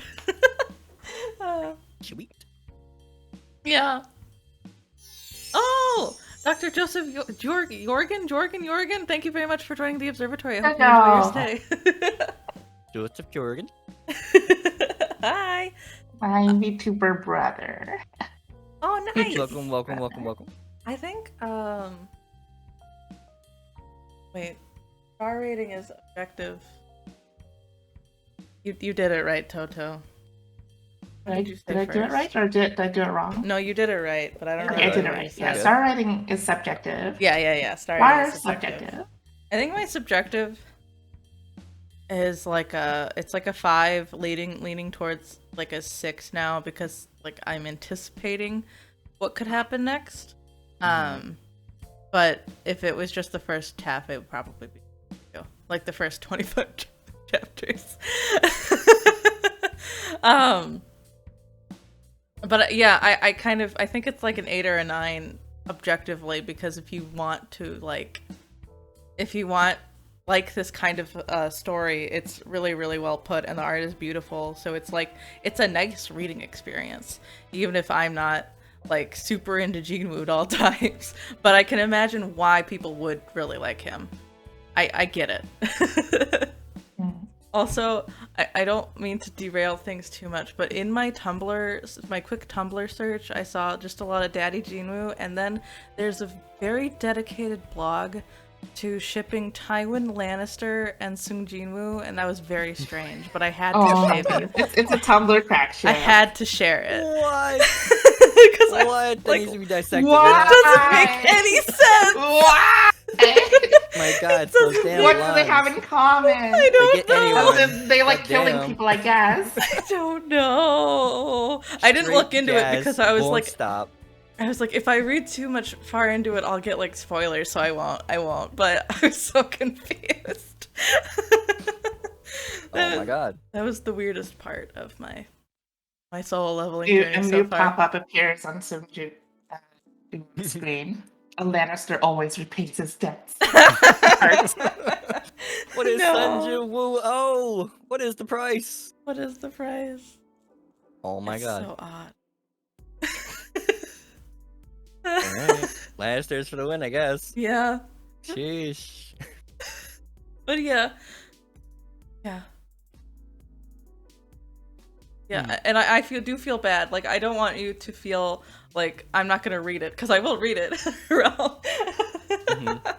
I wish I had diversify my reading experience. Yeah, I wish I had more and more positive things to say about it, but I think I will going forward, because I feel like the story is heading in a less solo, I guess, perspective. Yeah, if anything, it made me realize I need a lot of characters, or I need more than, like, I need like a small grouping at least of characters. Yeah. I will say, just as I was like yearning for what essentially was the Alabasta arc, you guys will get more people, more intricacies, a little bit of folly with the humor and stuff like that, but you'll definitely get a lot more. Yeah, that's true. By the end of it, it's gonna be like Sun Drip Woo. He's gonna be he is just gonna be like that guy. It was. You guys will like it, but I would never. No, I'm happy you guys read it. I would never be disheartened by like, you know, this is your guys' like first impressions. You know, there's never not gonna be like a lack thereof. It's just things to be discovered. And I think reading this in some of the other manhwa I read, it made me have a different perspective, because I know this is like a slightly older one. And I can see like more, I guess, manhwa that is more focusing on like a female perspective. It's actually really similar, like in a solo leveling like way, except for this what I'm talking about is just a girl navigating through like political structures as a girl, but she's doing it all by herself. And I was like, is this is totally inspired by Soul Leveling now that I see it. Interesting. No, I can't necessarily recommend that manhwa because I think it has major issues with dieting and like weight, but it's interesting at least. Yeah. All right. Yeah. What is the homework for next time? I don't even know when we are convening again, but I'll make a calendar when I know. I think if we are gonna take like a break off for December, we could probably do like One Piece Sky PR. Yeah. Since that's a longer arc. It might be like almost 100 chapters, but we'll have more. I think it's okay to read all of Skypiea. Or is it Sky Island, whatever it's called? Yeah, Sky Island. Let me look at the arc length. Yeah, I need a refresher of those pages. Let me find them real quick. I'll look them up for you guys. And I'm gonna look whatever I decided was the breakdown. I did put it in our lovely chats here. I think it's just a really awkward place for One Piece because like Sky Island arc is like one like super tiny arc and then one super long arc like put together.